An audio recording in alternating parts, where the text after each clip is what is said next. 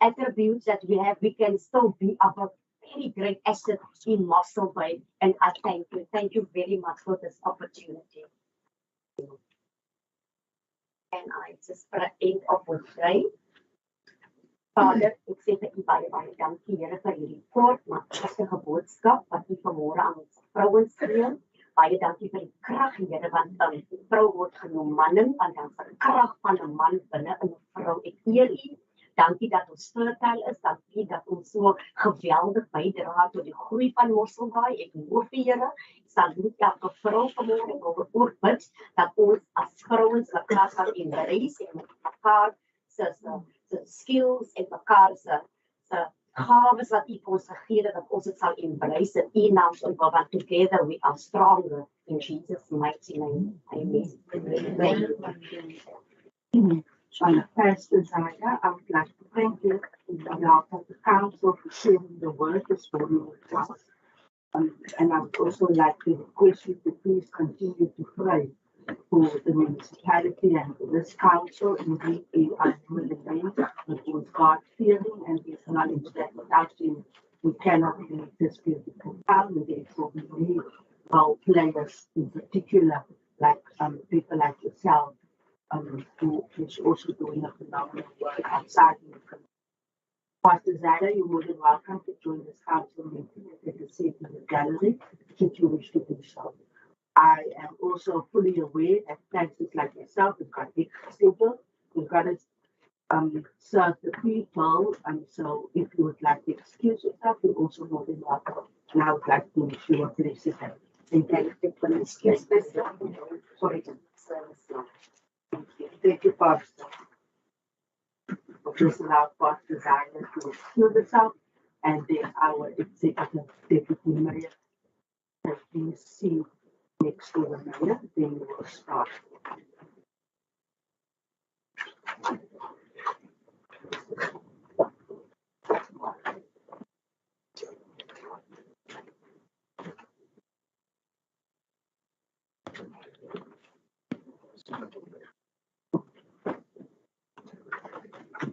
Thank you very much to our administration who sees to the logistics of every council meeting. I would also like to acknowledge you and the work that you will be doing, in particular our IT department. We have our attendance register circulated, tightly of course all councillors will sign. We are then at Roman 3 on the agenda. Application for leave of absence. Can I get an indication if we have any apologies? My office has not received any apologies except the notification of Councillor Carter, who is still unfortunately on sick leave. Am I correct, Ronelle? Speaker, we also come to the answer correct, but it's in Canada. Thank you very much. So we have two apologies then, Councillor Carter and Councillor Andrea. Thank you very much. We are then at Roman 4 of the agenda. The disclosure of interest in terms of Schedule 1, code of conduct for councillors in terms of the local government municipal systems Act 2000, Act 32 of 2000. Is there any councillor who wishes to disclose interest on the agenda this morning? Thank you, Speaker. Thank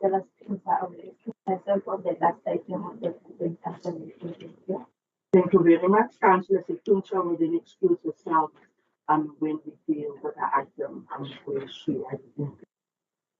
Now, our councillor, that's been duly noted, Roman 5 on the agenda. Disclosure of benefits in terms of Schedule 2, Section 5, Code of Conduct for officials of the Local Government Municipal Systems Act 2000, Act 32 of 2000. Municipal Manager. We have nothing to disclose far from this section, Speaker. Thank you. Thank you very much. Noted with thanks. Roman 6 on our agenda. Confirmation and signing of the previous council minutes. Minutes of the open council meeting held on Thursday, the 28th of July, 2022. Folio numbers 23298 up to 2508. And I please that order for 30 cognizance and acceptance. Thank you, Madam Speaker. I do propose. Thank you very much, Councillor Delamain. Do we have a seconder for Councillor Delamain? Yes, Madam Speaker, you do. Thank you very much, Councillor Padlet. We are then at Roman 7 of the agenda. Is the Councillor House? Do you have questions on Roman 6? Apologies, Speaker, the minutes of the ordinary council meeting. I can have just one query on that. You may proceed. Thank you, Councillor. Item P188, to the best of our knowledge, Speaker, several of the political parties have stayed on that item, and yet it's noted in the minutes that we unanimously accepted. That was the replacement of Councillor Barker on the Garden Republic Council. If you could just rectify. Thank you so much. Thank you very much, Councillor House. Just to request the municipal manager that needs to be rectified as correctly as Councillor House indicated. There were opposition parties who indicated that they will abstain from that item. Councillor House, we will then do so accordingly. Councillor Porter, you may proceed. Thank you, Chairperson. Speaker, I was just to reflect on what Councillor House has alluded to, and I just have to read through it quickly. You should know, I know. Yesterday I received this minutes to be technical from the upper side. Can I just have clarity? Do you want to write something on? No. I just wanted to confirm. I don't want to continue, and then I will put up my light very late after that. Indeed, I will agree, and thank you for noting that for the correction. This is a case of great concern. This matters, and sorry, at this time. And so we need to have everything recorded as such. Thank you very much. Thank you, Councillor Porter. We will then municipal manager see to that we rectify that in terms of what was raised. Roman 7 on the agenda. Cognizance of the executive mayors and deputy executive mayors resolutions in terms of delegated authority as provided for in section 591A of the Act on Local Government Municipal Systems, 32 of 2000. Items number FC49 till FC56. Items number C31 until C35. Items CS29 to CS33. Items P104 to P116. Items P35 to P40. Items CG42 to CG46. Items UB42 till UB44. Can I have a proposal for cognizance in this part? Yes, you do, Madam Speaker. Councillor Van Dijk. Thank you, Councillor Van Dijk. Do we have a second there? Thank you, Madam Speaker. I do speak. Thank you very much, Councillor Delamain. I see no lights for indications of questions on Roman 7. We then proceed to Roman 8 on the agenda. Cognizance of the municipal manager resolutions in terms of delegated authority as the council resolution P127 11 of 2008 as provided for in section 5918 of the Act on Local Government Municipal Systems 32 of 2000. Items GM38 till GM4. Can I have a proposal for council to take cognizance in this regard? Thank you, Madam Speaker. I do propose. Thank you very much. Do we have a second there? Yes, Madam Speaker. Councillor Van Dijk. Thank you very much, Councillor Van Dijk. I see no lots of indication of questions. Thank you so much, Councillor. We are then at Roman 9 of our agenda, and I now hand over the meeting to the Executive Mayor for his communications. Thank you, Mayor.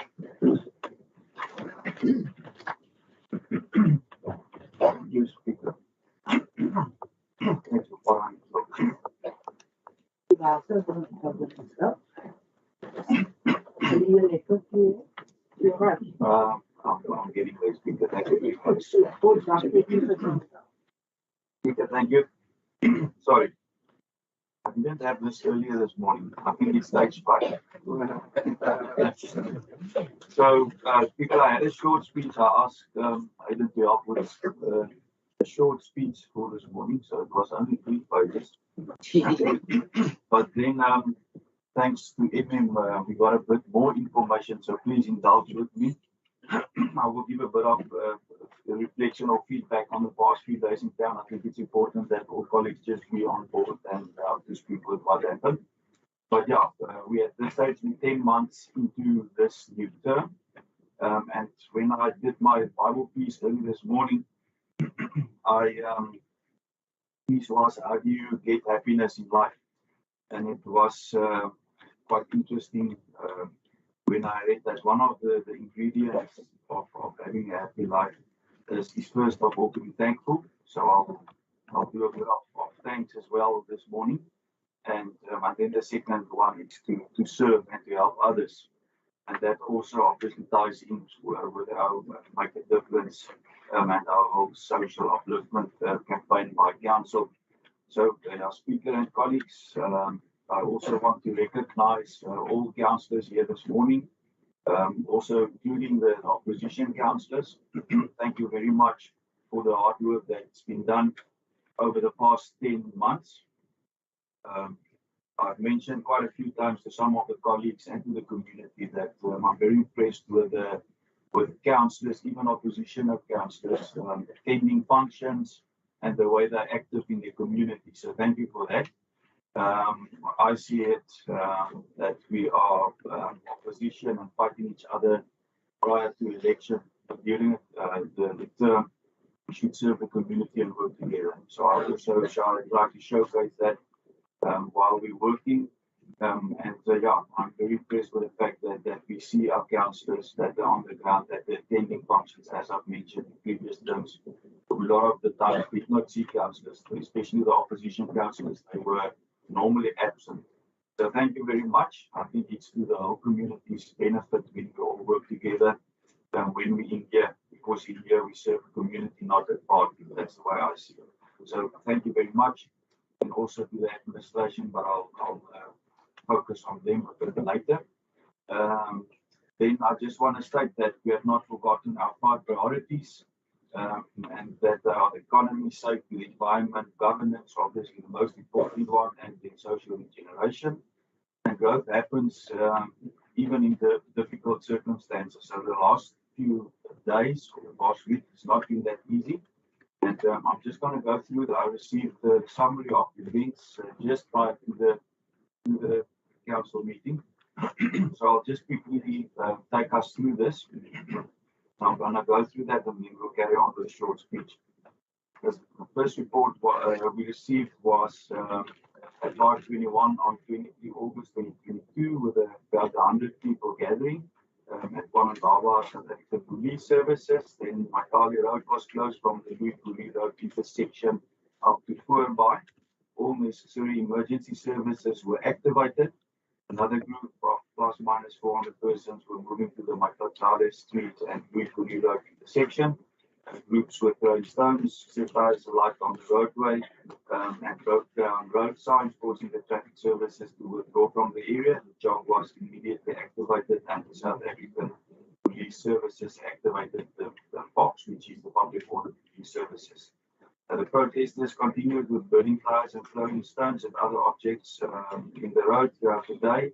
It was initially reported that 5 persons were arrested, but it was confirmed that only 3 persons were arrested by the POPs. I can also mention that it's the 3 foreign national people or persons. The group demanded to speak to the municipal manager and the executive mayor, and indicated that the protest was related to the unhappiness with the size of the houses at the DRA site behind Simonderland, and was also demanding the release of the persons taken into custody. The executive mayor addressed the gathering of the protesters at Wanagawa police station. Thank you also to Director Penta and his team who assisted me, and Councillor Van Dijk. So yeah, there was I think we were 4. So yeah, we could just get into the vehicle of the police services with them, with all their guns and stuff. So I understand when we got out, Councillor Director Venter almost took one of the guns. He thought it was a kiwi. But anyway, so yeah, the group was not satisfied with the answers provided. I did tell the community members their main concern at that stage was that the 5 people be released, which was actually only 3. And then the second one was that the contractor must leave the area. We did indicate that that we will not be able, and that was the 2 conditions before they were able. I did address the community. There was about 400 or plus people. I think it might have been more. And I told them that yeah, we there. It was within hours after they started.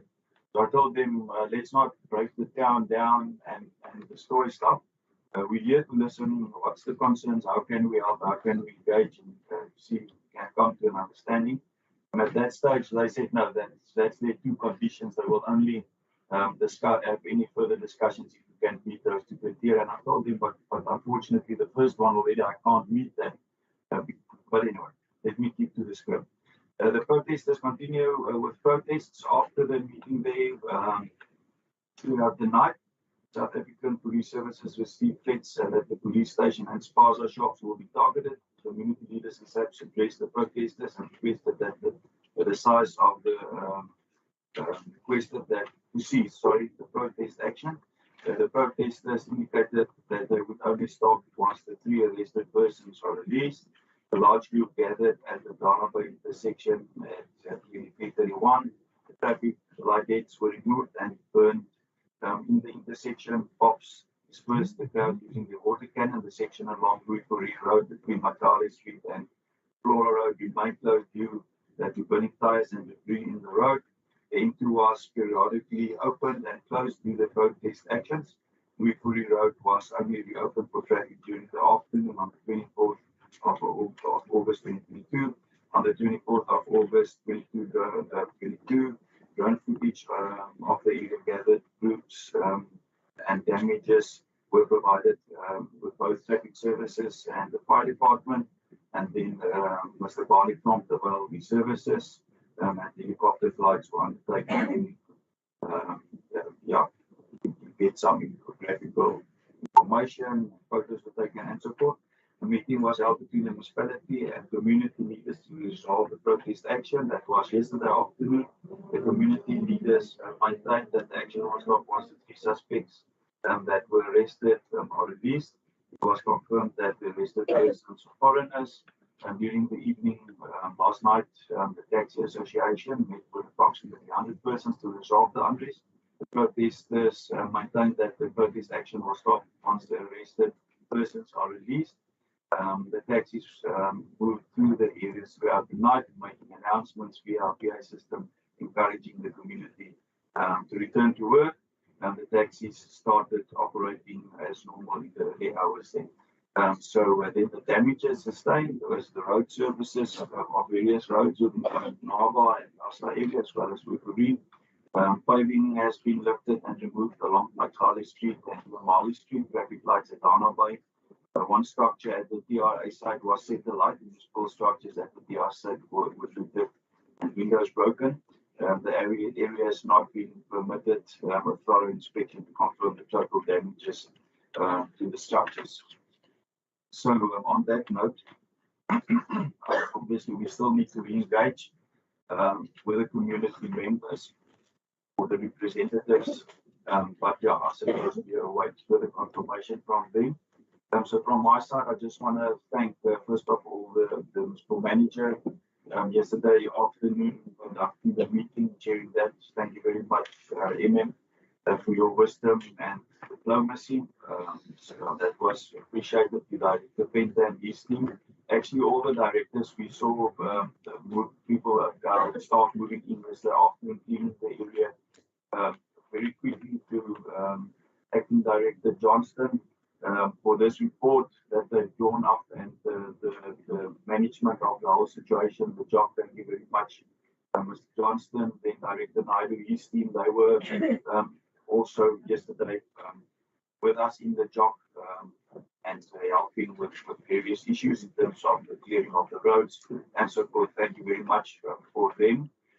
Then also to Councillor Leon, who was actually having flu, he's been at the job all the time. So thank you very much. Giving feedback to councillors and also to our media team. Thank you very much for all the feedback.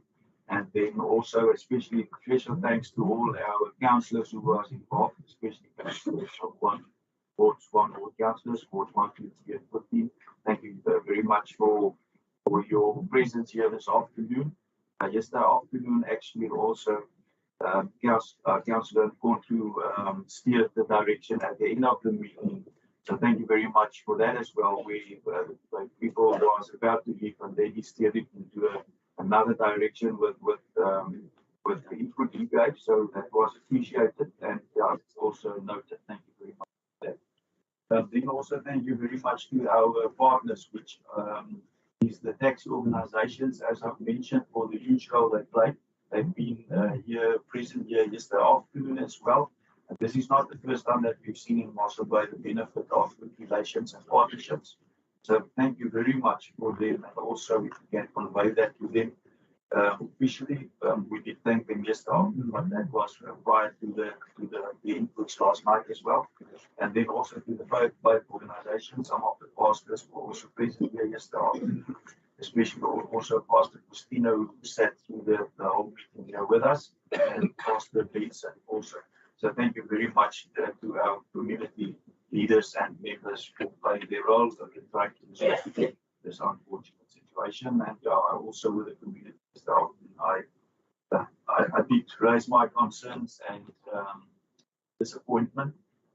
We on a daily basis engage with communities who's got issues, and it was unfortunate that this forum did not engage us as council or me and the municipal manager, and that this frustrations was not brought under our attention. Yes, it was discussed with some of the officials working with them all the time and so on.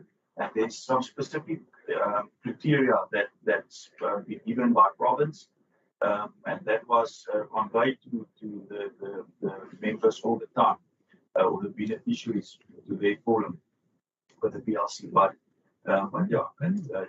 one should have wished that they, if they want to go over to this actions, the hope would have been that they first discussed it with us as well, their major concerns and frustrations. Then, despite the challenges of the past week, we've seen also a lot of growth throughout the past few months. So we've been busy with the Make a Difference campaign, and especially also to latch on to Pastor Zaida throughout the past month. I've met with my early morning coffee sessions with various of our women leaders, especially teachers, because I think it's very important that we also reflect on the role that teachers and education in our community plays. So I've met with Gloria de Jager and with Genevieve Miller, Daniel Strauss, and Diana Barnard. There were some of the women leaders in our town that I've met with, leaders in terms of education. Yeah, and then we've discussed various values and matters of discipline, and that we need to innovate education and the importance of well-functioning state institutions in supporting successful education. And I think obviously education is not part of what we're busy with. It's not part of our core functions. But I think it's once again very important that we take hands. We also see that our teachers are having a tough time. I understand that various teachers communicate amongst each other the ill discipline, especially after COVID. That is a matter of great concern, and how they're struggling to cope and getting the children to go through their lessons without interruptions and so on. So yeah, we also keep them in our prayers, and we also thank them for the great work that they are doing, because the work they are doing is not for now, it's actually something that you only see in the future. So they're building the future, and thank you very much for them. And then also we had the Women's Caucus, which was initiated by Councillor Aniki, who's also absent today, busy with some of the Salga women's what you call it, Salga Women's Commission. Thank you very much for assisting me there. So thank you very much to her. And then now I can also say that, yeah, I was also invited. I didn't overstay my welcome there. I only visited for a short while, but it was also good to see our ladies in council working together all over different party lines. So thank you very much. And I can once again just latch on. I think we can be very proud, not only in Mossel Bay, but in our society. And I think in the bigger society, we continuously see the major work that the females play in and how active they are. So thank you very, very much for them. Then I'm just going to quickly touch again on the opening of the job. I think once most of you were involved there. So from my side, I did not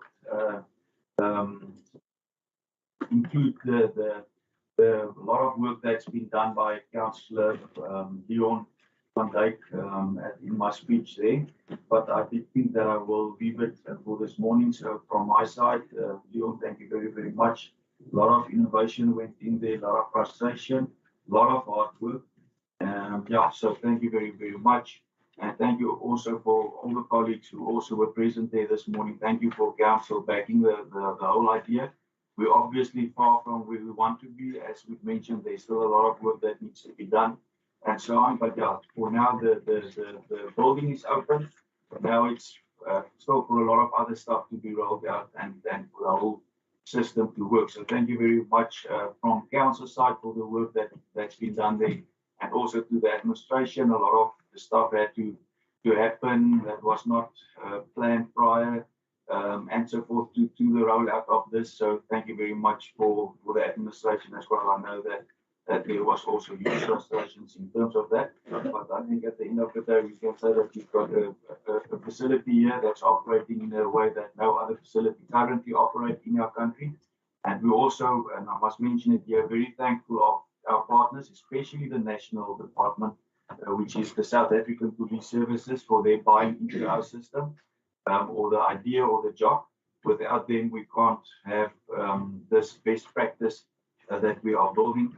So yeah, all of you will know that the South African Police Services, that they are 24/7 in the centre of ours, and I think that is definitely part of the success. So thank you very much to them and to all other role players. Also, once again, to the private sector as well, our safety partners and everybody involved there. Then also thank you very much to our tourism department for the launch of the iconic Mossel Bay. I visited Cape Town over the weekend, and when you go to the city, I had to go and address them, and yeah, it's actually a very humbling experience when you do a bit of research and you must go and tell them what our challenges are and how we can work together. Because if I looked at our budgets, not even 2 billion, there's just 160 billion rand. And so I can carry on. So it's a very humbling experience. But yeah, what in some of the engagements, I've learned that a lot of times the city are actually looking at what we are doing as well. And we, for instance, rolled out our destination marketing campaign before them in this term. And they told me a lot of the times they're looking at what we're doing and they're asking the administration, but why is this not done yet? Why is Mossel Bay doing this before us? So thank you very much for our tourism department and also all our council representatives there as well, making us proud. And I think we're looking forward to that new campaign. Then just looking forward, next week we will have the premiere with the Premier's Forum in town. So there will also be an engagement in the Almeida on the 29th. So we will be communicating that. So we're really very proud that the Premier decided that he will bring the cabinet here. Then also as we're reflecting on attracting more people to our town, building our economy, growing the economy, tourism, and so on the 23rd of September, we'll host the Male Golf Day. And at this stage, I don't know if I'm allowed to mention the amount that Lunel actually has already fundraised, because I must thank her as well this morning and give her the recognition. She's done a great job And I can mention it here that we already more than 300,000 rand that's been raised by her. That money will be transferred. Money will be transferred after the after, and I mentioned that money over the past few months we've donated more than 100,000 rand out of that fund. In terms of a council policy, and I don't decide who gets what and who doesn't. It goes through a process, legal services, with and so forth. So there's a policy for that. And yeah, I'm very proud to mention that more than 100,000 rand has been plowed back into our community, helping people, and especially young people, and especially most of that money went into sport and so on. So I think moving forward, we should also look a bit more at the recreational side and other spheres as well, not only sport, but yeah, we're obviously also very proud of our young sporting people and their successes, and obviously it's important that we support them and see that they excel as well.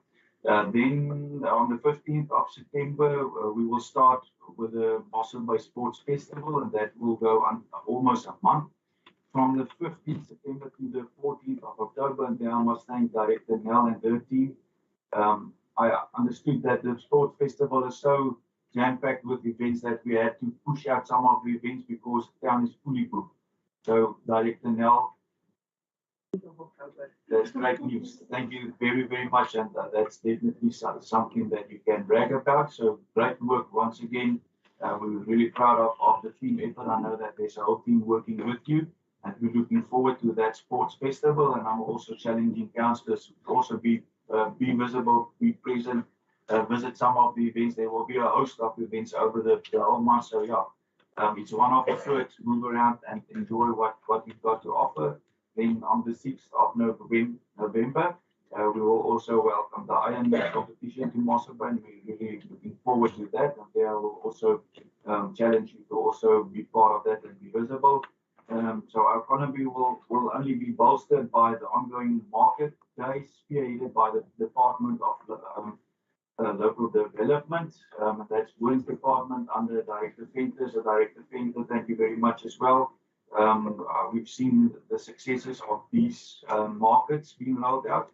And on the 27th of August, in Bolverdans will be the next market. And then on the 24th of September, there will be a Kwano Business Park market.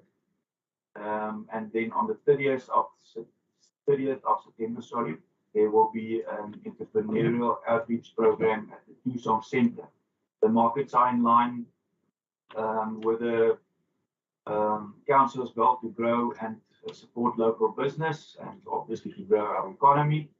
So thank you very, very much to our LED department. Then finally in September, the world celebrates Arbor Day. It celebrates the importance of trees and the environment, of greening our environment. And I must once again thank Director Nell. I think we're almost at 1,700 trees planted over the past 10 months. Am I correct? Okay, almost there. So thank you very much for that. And I know that that's been planted all over town, not in only some specific parts. So as the mayor, and this is now news to all, I will be focusing heavily on greening the future in September. And we will start with a spring hike. And then I want to also once again invite all councillors. I'm also going to invite the community that we do a trail on the St. Blaise Trail. So I think it's important that and at that function, I also want to see who we can get from the community who will buy in. Maybe we should establish another EPO or something. So I know in terms of Ward 8 and the neighborhood watchers and so on, Councillor Leon van Dijk and Kutsia was also part of driving the St. Blaise Trail. I know that there was some people patrolling, doing some work there and so on. So that is one of the things that we've got in our town. I've been in Cape Town over the weekend, as I've mentioned, and I've seen how many tourists use their trails, especially on Table Mountain. And I realized we've got this beautiful trail here, and I don't know if it's been utilized properly. So at this stage, the idea is let's all go. I think we will have it that first weekend in September, and we're going to invite the community, and then we do the trail. It's actually quite a walk. It's beautiful. I don't know how many of you done it. So my challenge is join me. We do that trail. We get the community. We're going to invite them. We might be quite a lot of people, a bit of people. I think the challenge might be to get enough vehicles to transfer some of them back from Donaby where the trail ends and so on. But the challenge will also be then when we have the people there to see who will be taking hands and who will stick up their hand to say that they will be willing to assist. Let's get a grouping together who will help drive this in place so that we can also get up and going and use it as to leverage our tourism. So, Speaker, that's it from my side. Thank you very much. Thank you very much, Mayor, sharing your report with council and the public at large. Some great insights as to what will be happening in the months to come, and also what we have been attending to over the past few days. Executive Mayor, you have been thanking all the whole players involved, and I, on behalf of council, want to thank you for, I think, a job well done in terms of how you, over this past 2 to 3 days, showed leadership to ensure that the greater Mossel Bay must get the services that they deserve by this municipality, but then also that the lives of our people are kept safe. And I want to thank you on behalf of council because you led that process. In terms of the rules, no questions are allowed to the executive mayor. However, I have noted a like or two, and I'm going to request that we just please be very brief in terms of what we would like to ask the mayor in terms of what is shared. I see the line of Councillor Baron, Councillor Coast, Councillor Porter, and Councillor Baruma in that fashion. You may proceed, Councillor Baron. Speaker, thank you. Ek dink as vroue maand, as vroue maand is Afrikaans. So ons is 'n Afrikaanse dag. So laat die mense maar rustig op. Thank you. Thank you, Councillor Baron. Yes, in the beginning of the meeting, I said we have our two interpreters who is on the job. So councillors may. Oh, no. Who's there? Am I correct? Yeah. So the councillors who may use the earpiece, and any councillor can speak in the language of these words. Yeah, Councillor Baron. Speaker, aan my kant af, aan die president is wel ook bedank die mayor en sy hele span. En al die councillors, al die raadslede wat betrokke was. Ook net op die mayor. Thank you. Al die raadslede wat betrokke was by die aksies. En ek wil net een belangrike ding sê rondom die protes. Dan die mayor het in sy gesprek het gesê dat baie beter dat van die mense wat by die protes betrokke was is buitelands. Daar is ook mense wat van Mossel Bay is. Dat deel is van die protes. Ek dink dat het tyd geraak het met ons in Mossel Bay dat ons saam staan en dat ons protes meer ernstig hanteer. En ek praat van, as ek sê ernstig, van ons approach te verander. Van die protesters het 'n dag voor die nasionale stakings. Het hulle al betrokke geraak met hulle goed. So hulle het 'n spesifieke agenda gehad. Wat van my belangrik is, dat ons dit aanspreek. Ek wil miskien net een voorbeeld maak. Die oggend van die protes, eergisteroggend, toen mijn vrouw mij belde en zei, ik kan niet werk toe gaan. Ik heb alleen bed met het been wat opgespeld is. En ik heb al gezegd, kom haal me weer eens. Hij zou gaan werken. Ons zou daar deel gaan. Want de gevangenis moet dit. Zodat min mensen wat weet wat alles in het dorp moet gebeuren wanneer een protest plaatsvindt. Ons het nodig om gecoördineerde acties te hebben. En seker te maak dat ons allemaal as 'n span saamwerk en laat die proteste wat plaasvind, dat die goed nie plaasvind. Dat ons op haas hanteer. Thank you, Speaker. Thanks for your input, Councillor Babu. Councillor Cook, you're next. You may proceed. What our councillor has said, specifically regarding thanks our mayor about our recruits. Speaker, I have just to confirm. I also attended the mayor and then came to speak to our element and then went back and actually went to the back of 7 Lantern and look at the damage and stuff that had occurred there. Following the mayor's speech, one of the items that he mentioned was that there might have been communication, and that's what the community told me. There had been communication prior. And if that had gone to the directorate and not been passed on to the political executive, then that is a concern, because that would have been almost the direct cause of what we saw happen on Tuesday.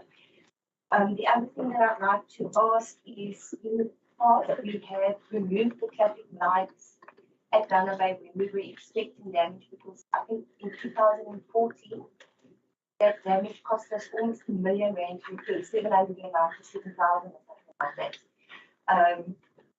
And then I did raise this for the MM. We said that the community did not mention it yesterday, but one of the concerns that they mentioned to me was that the protest was related to the size of the urban that they were given, that it was not according to what had been promised to them. So if we can investigate that, I'd appreciate it.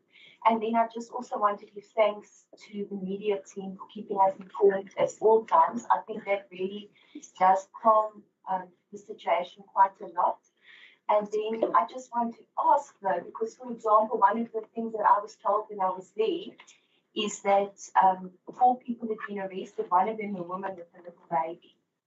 So when I went to find out about that, I came back to the community, that isn't true. That is driving up emotion in Trinidad. And I think that kind of thing gets used to sweep people up and then we end up with the kind of destruction that we had on Tuesday. So if we can maybe find a way to bring the moment we find out what are the schools that are running around in all those things. Thank you. Thank you very much for your input, Councillor Hope. Councillor Babuma.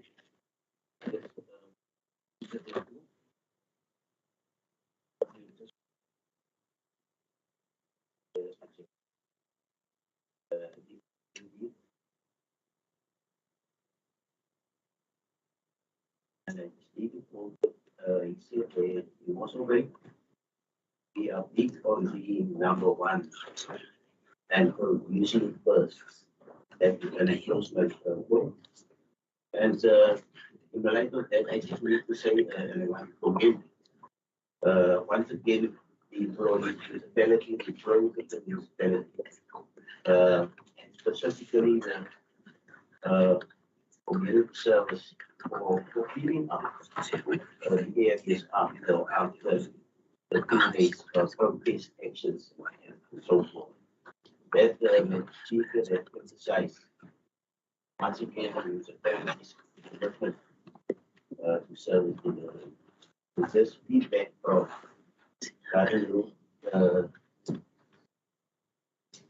district municipality, was the mayor also referred to help like communication of the 28 I just convey the gratitude from the MM, from the mayor and the council of the district municipality on the establishment of the job first for South Africa.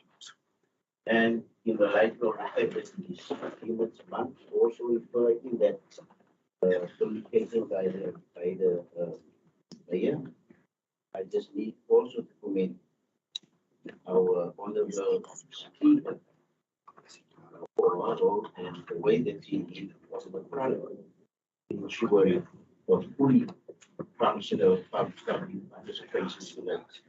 He has also been contributing. Thank you so much. No, thank you very much, Councillor Babuma. Your input is clearly noted. I see the lack of Councillor Ford, you may proceed. Thank you. Thank you, Speaker. I want to commend compliment the mayor for the script and how we as a council in terms of sequence of events that took place. But prior to, before I go to the past few days, the Patriotic Alliance is acknowledging the fact that we are in the midst of a Women's Month. I think with the same spirit of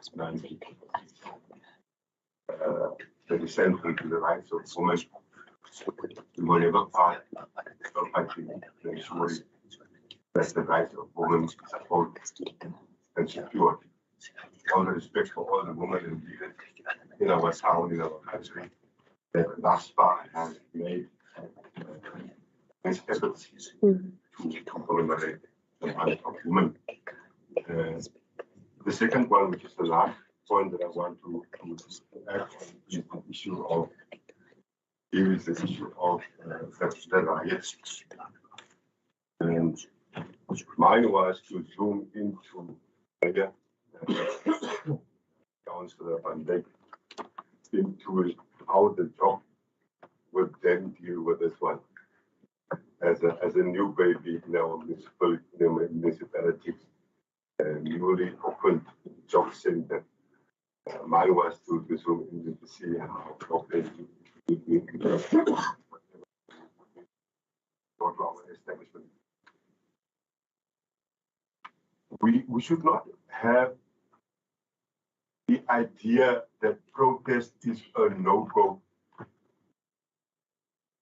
Protest and the right to protest is enshrined in our constitution. It's a right that we fought for. Municipalities and governments will never satisfy everyone. However, while we have this right, we must treat that particular right in the context and in line with how our country has evolved and also succeeded post-94. There have been changes, and once you have a challenge and or a difference or anything that aggrieved you, it is incumbent on us as leaders, as community organizations and leaders, to toe a line of respect and discipline. How we do things is critical. So the Patriotic Alliance is totally against any form of violence. That total disruption notion that we still experience after we have a constitutional democracy. This thing of having, learners, innocent children from school is not fun. Our means, our methodologies and mechanisms must change because we are in a different and a new era. Even though we are not comfortable with how things are, our means of communicating, to authorities, that is good. And having said that, the Patriotic Alliance will never endorse, neither will we support any form of violence. Breaking your infrastructure, the things that we fought for and established for, destroying what is ours. That message, as councillors, we need to communicate with our constituencies, our voters, our communities out there.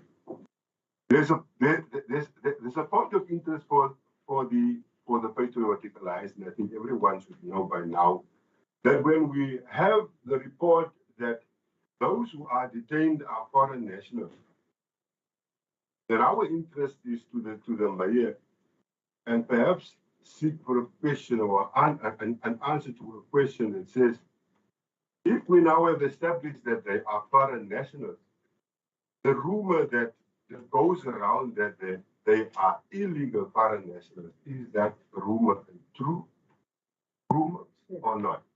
Because that must give us as a municipality a clear stance in terms of how are we going to respond to it. If we do have a situation that they are foreign nationals, I don't think the weight will carry that much.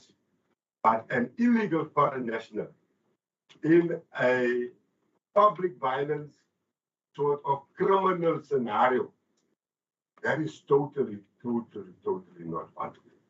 I think perhaps the mayor have responded well to say that it is out of his hands because he is not the police.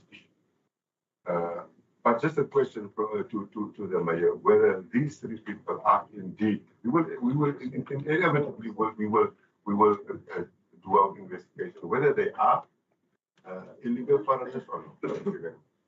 Thank you, Councillor Porter, for your input and your question to the mayor. The mayor will respond on this.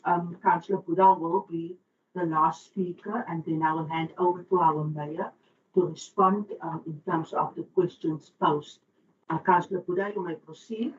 Madam Speaker, thank you. Thank you, Speaker. Personally, I just want to say as a person, I was not aware of the picketing of the demonstration. I was indoors. I think there was not a proper informing us what is going to happen because one thing I was here with our councillor, what. But the demonstration is allowed in terms of the Constitution in terms 2, in chapter 2. But the demonstration, it must be done peaceful. Peaceful. We must not destroy our flag. As we all know, we can't be against specifically in Ward 1. We spend a lot of money to try to help the people's life in the informal sector. What we want us to say here, please, especially the public rep or the councillors, in terms of proper public participation. If you are in front of the people, before those things was executed, it's supposed to be signed what we call the memorandum of understanding. On the other side, there it's supposed to be social compact act, where PLC, community, the councillor, they sign before we put our money there. But today, we're not supposed to have something like that because we can say, here is a meeting, you sign. So what are you working now? Because that's as we agreed upon. Layout plans and so on. So I'm just encouraging all our people, especially public rights, please, when we in front of the people, let us put this thing proper consultation so that before this council spend this money so that we are not going to dilemma like this. Okay, thank you. Thank you very much for your input, Councillor Buddha. Executive Mayor, over to you to respond to what has been raised. Thank you. Thank you, and thank you for colleagues for not asking too difficult questions. Yeah, I can just concur with a lot that's been said, actually. In terms of what Councillor Baron also said, I think I just made a note that strategically we're trying to engage with the community as soon as possible when these outbreaks start to obviously that we have as little as possible damage to our town and so on. But with all the rest that you said, I agree with that. Then in terms of what Councillor Gout said, Councillor Gout, I think we can put that 3 letters within the basket with the woman with a little baby. We can put the 3 little letters in that same basket because many times we get accused of communicating and then I have not received the letters, so I'm not aware of any letters. Yes, Director Penter's department's been engaging with this community since 2017. So there's been, and just to maybe to address what Councillor Buddha mentioned, in terms of public participation, there's been a lot of discussions with the community. The problem is, colleagues, we cannot always say yes to everything that the community wants. That's the reality. So there, like I've mentioned, in terms of policy, the policy describes the size of the houses that the people receive. So that's the one challenge. The other challenge is obviously the size of the urban, which we need to discuss again. And there's reasons why there's a specific proposal on the table. the challenge from Director Pinter is to move that whole community or specific community. So it's technical stuff. If you're not going to move everyone, leave some of them, then there's other technicalities and so on. So some of the decisions that's been taken is technical, and there's reasons why. If you do not do it in a specific way, there's a big chance that the whole project might fail. Obviously, the first concern is if we give this big houses in the temporary facility, I'm of the opinion that the people might not be willing to leave after staying in this big bungalow. But I also understand the human side of this thing is too small to live in. So there's some technicalities, but it's been communicated with them on various occasions, like I've mentioned, since 2017.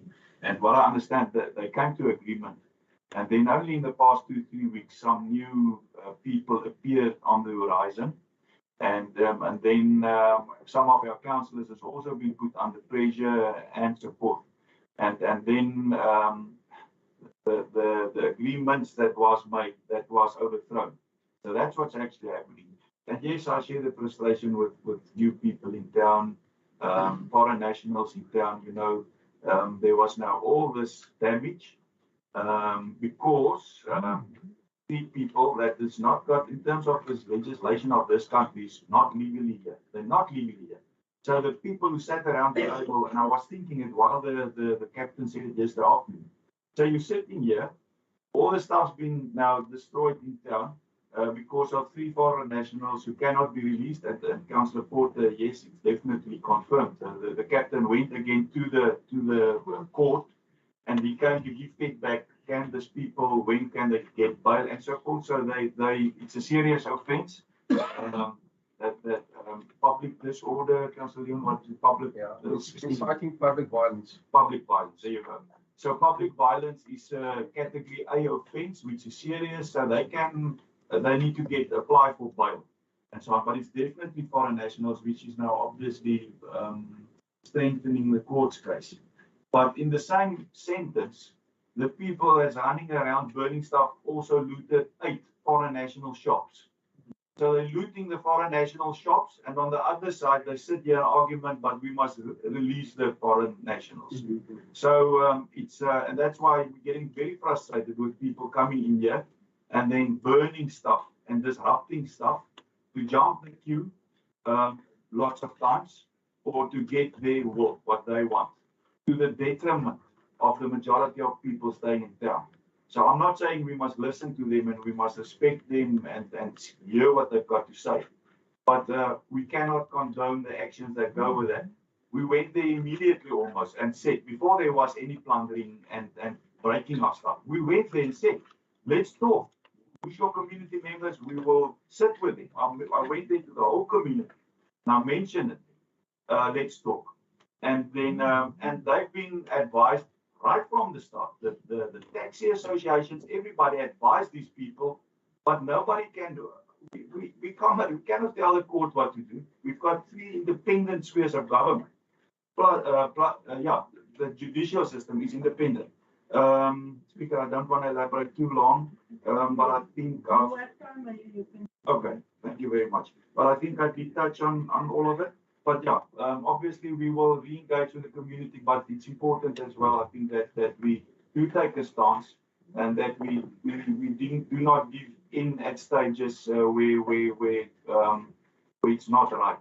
I mean, if the municipal manager yesterday afternoon said, yes, we will go to the court, I mean, that is not right. And you cannot go and ask somebody who's an official of the law or try to go and influence that person. Because that will also be a transgression in itself. And the speaker came out yesterday afternoon very strongly and mentioned that and so on.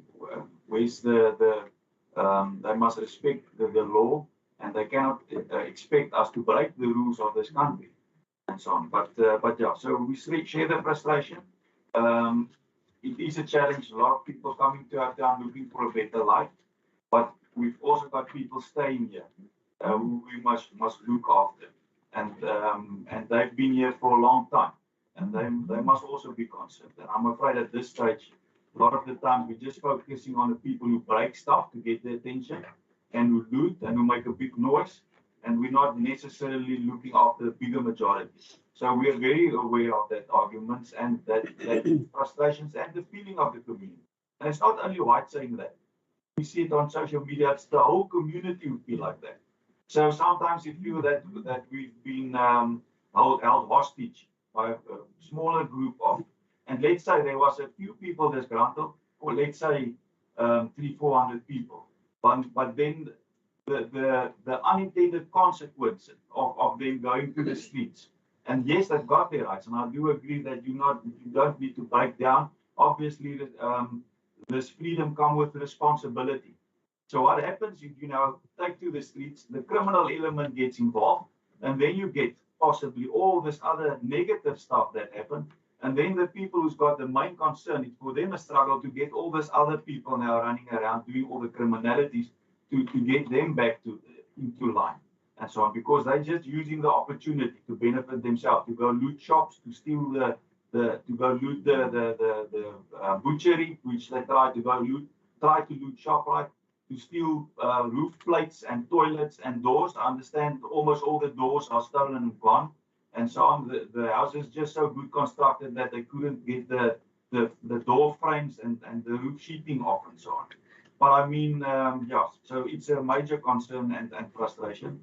And that's why it's very good to see that the rest of the community who's being frustrated, that they take hands with us and with the police. In yesterday's whole negotiation, we didn't even actually have any say because they were actually fighting with the police, and the police said that if they knew it was only about the 3 people, they wouldn't, because the police brought about 20, let's say 16 to 20 people here. But then the police said, but if they knew the issue was with them, they would not have even brought them here, and so on. But yeah, at the end of the day, I think the Taxi Association and the other organizations last night, they brought everything to calm because it's to their benefit as well. If the people are running around, our children can't go to school, Taxi Association, a lot of businesses stand. You see the parking space of ShopRite yesterday. ShopRite was closed. No, very little people moving around and so on. So your whole economy is being brought to a standstill. Your matrics can't go write exams or the prior exams and so on. So yeah, the effect is huge of the unintended consequence of what's happening here. Thank you very much. Thank you. Thank you very much, Executive Mayor. I have allowed for, I believe, all our parties represented to share their views, and I thank you for your comments.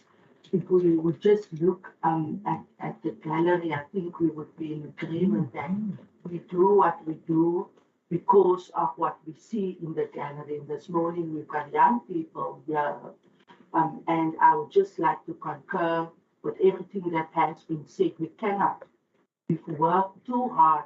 And yes, Mayor, yes, MM, yes, council members and members of the public, I was very vocal and very frank yesterday in saying that we cannot sit in this council chambers held hostage with requests to our MM and the Mayor to influence law processes and either from ministers or the police people to adhere to requests that is beyond our control. We cannot do that, and we will not do that.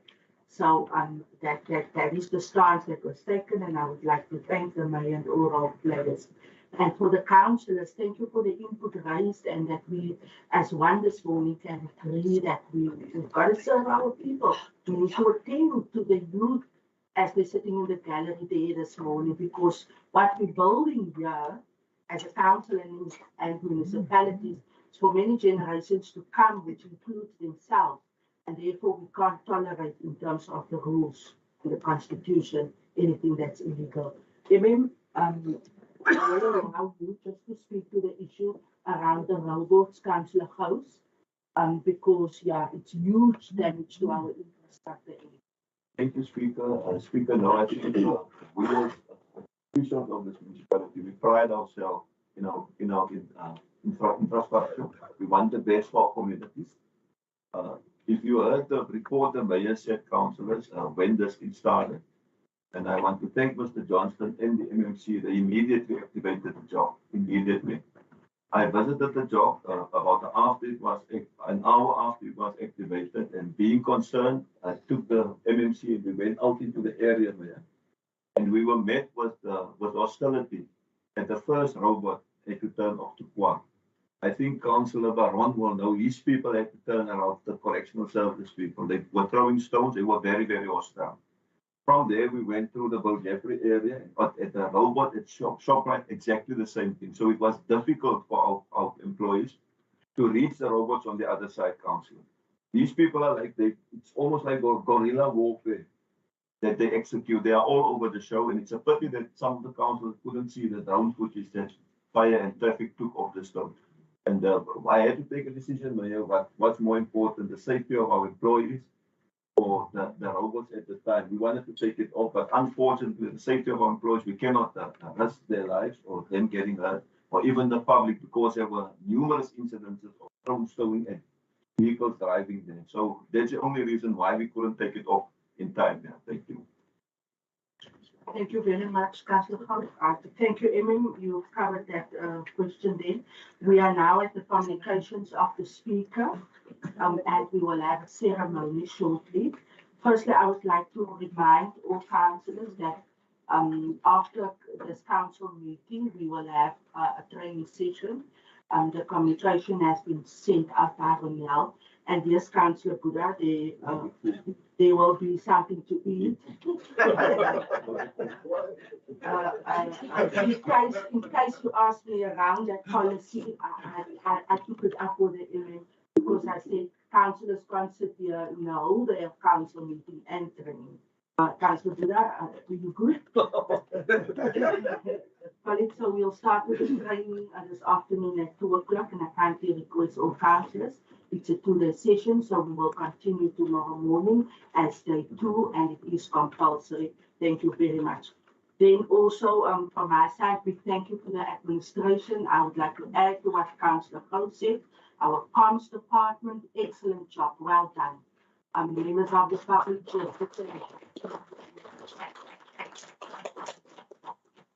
members of the public are on par. People know exactly what's happening, and we would like to thank them and all the rest of officials who again showed Councillor Bahuma why we are actually number 1. And then also ward councillors and all councillors, just a kind reminder, the schedule of our IDP meetings has been released. We have our IDP meeting scheduled from the 5th of September up until the 29th. I've written a comprehensive report with requests to the municipal manager to ensure that the public participation is adequate and effective and sufficient to ensure that this time around all our 15 wards do have their meetings and the community is not left behind in terms of their input. And then colleagues, just also at this point, we would like to congratulate Councillor Delamain, who has celebrated his birthday on the 14th of August. So, Councillor Delamain, it is on you at 2 o'clock. But I would also like to express and extend my own wishes to you and wish you well. May God keep you, continue to bless you. I trust that you had a lovely, lovely birthday. Also very sadly, we have the list in front of us of members from the community who was passed on. You are excused, thanks, Councillor. And I would like to ask Council and the members in the gallery to please rise for a moment of silence. Thank you.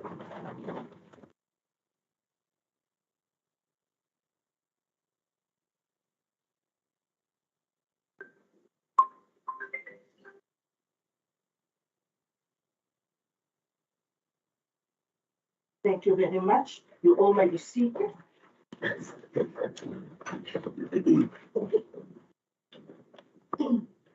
This morning, we have our guests in our gallery, and they are from the Southern Cross Nippers Life Saving Club in Mossel Bay. And this morning we will be awarding our students for exceptional achievement and development in sport. During the weekend of the 21st to the 23rd of March 2022, these young people participated in the under 14 National Nipper Life Saving Championships in Port Elizabeth. They did very well and we would like to congratulate them today. We will be awarding one for first place, which I believe to gold. And then we have, I think, four who took second place and I believe would be silver. So I am going to call them to come to the front and our executive mayor will be handing over the awards in front because they made this town very proud on a national level. And I think we can give them a round hand.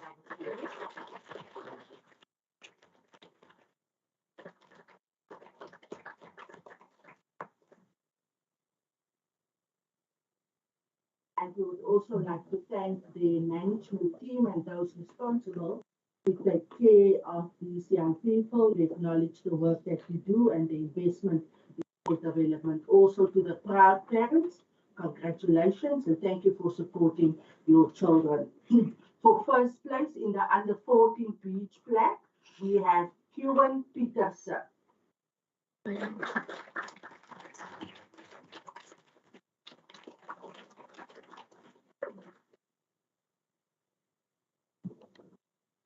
Okay, I see. Let me read to you because he and he's got is that gold. He's got that gold medal around his neck, and we're absolutely very proud. So he will be receiving for his exceptional achievement at the National Nipper Life Saving Championship, first place for the under 14 beach flags, and second place for the under 14 beach relay. Very well done.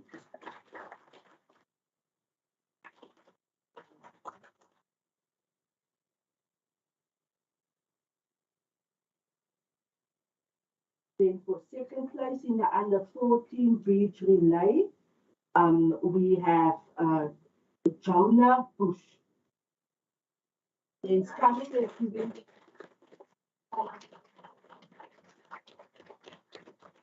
congratulations to the proud mother, Sister Bush, also a great community leader. Well done and thank you for the support to him. Jonah, we're very proud. So Jonah, for exceptional achievement at the National Nipper Life Saving Championship, second place in the under 14 beach relay. Well done, son.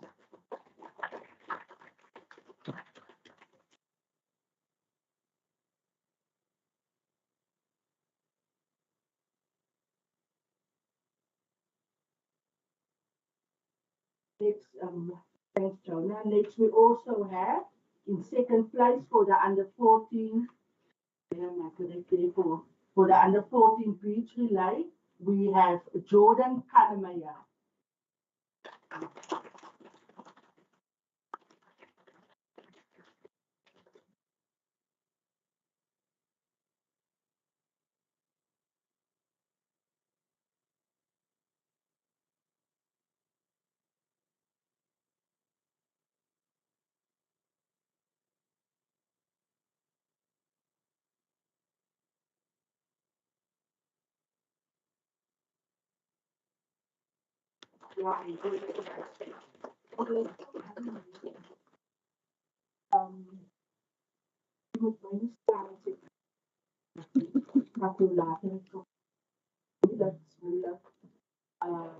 Newland Walters. Ik kan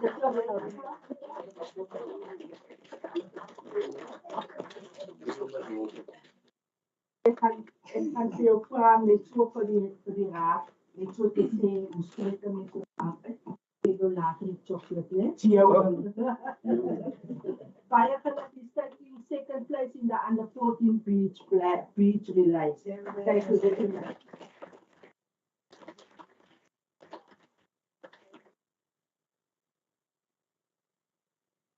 Thank you very much.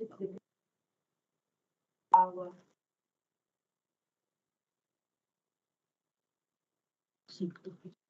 Thank you very much to our students and the parents, the coaches and the management. We're really proud. I am going to ask that Executive Mayor that we just do a formal photo. We do have the coaches and everybody here. And then council can just take council, we got 5 minutes sufficient? Good. Let's make it 10 minutes. Yeah, 10 minutes break and Mayor, then we will take a photo with our whole other team and councillors can have a quick cup of coffee.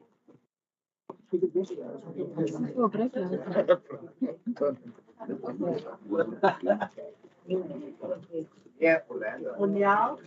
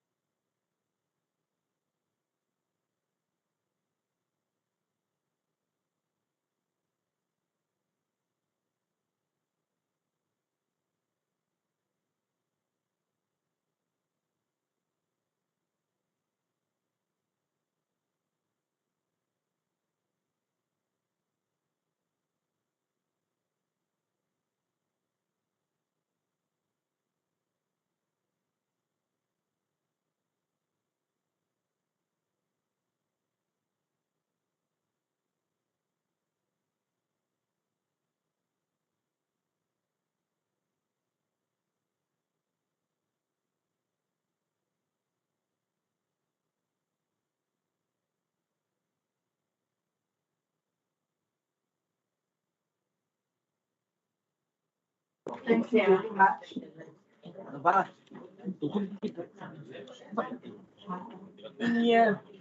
Nee, hoekom moet dit nou ek wees? Ek wil net weet wat nog geskryf het.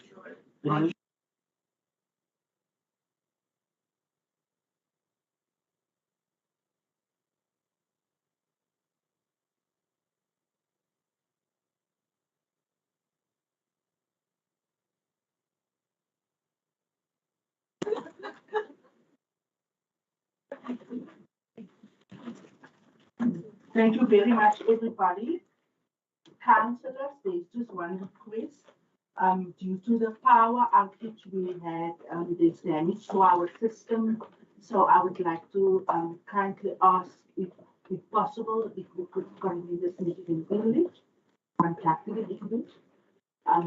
If not, then I will be happy to translate to the councillor.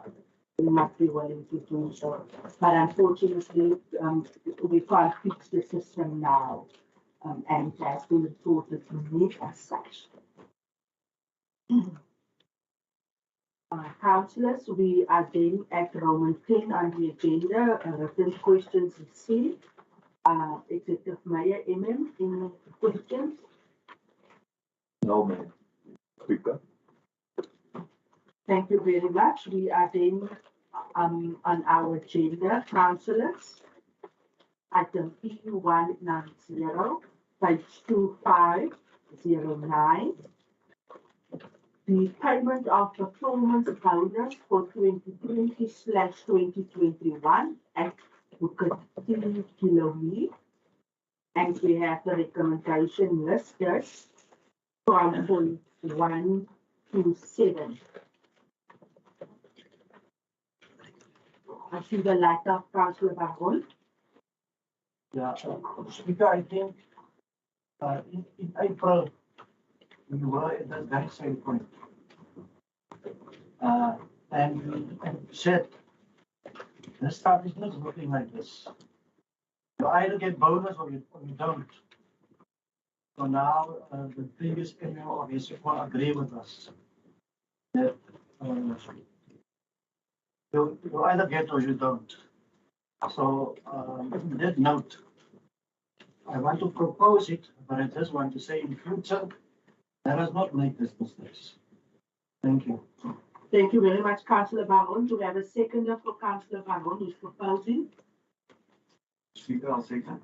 Thank you very much, Executive Mayor. Do we have any counter proposals? With the light of Councillor Gous, you may proceed, Councillor Gous.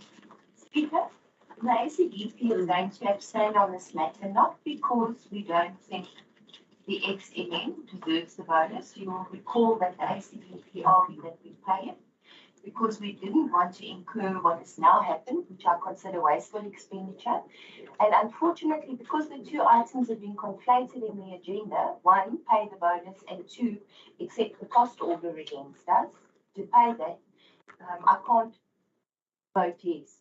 So if it can please be recorded that the ACDP accepts that we need to pay the bonus due to Advocate Thys Clearmeer, but that the ACDP abstains due to the fact that we don't want to be responsible for the incurring of wasteful expenditure. Thank you. Thank you very much, Councillor Gous. The administration is noting that, as Councillor Gous indicated. Councillor Porter. Thank you, Speaker. The Patriotic Alliance would like to respond in the following way. We believe that this matter also goes through to wasteful expenditure. Further want to put on the record that this matter,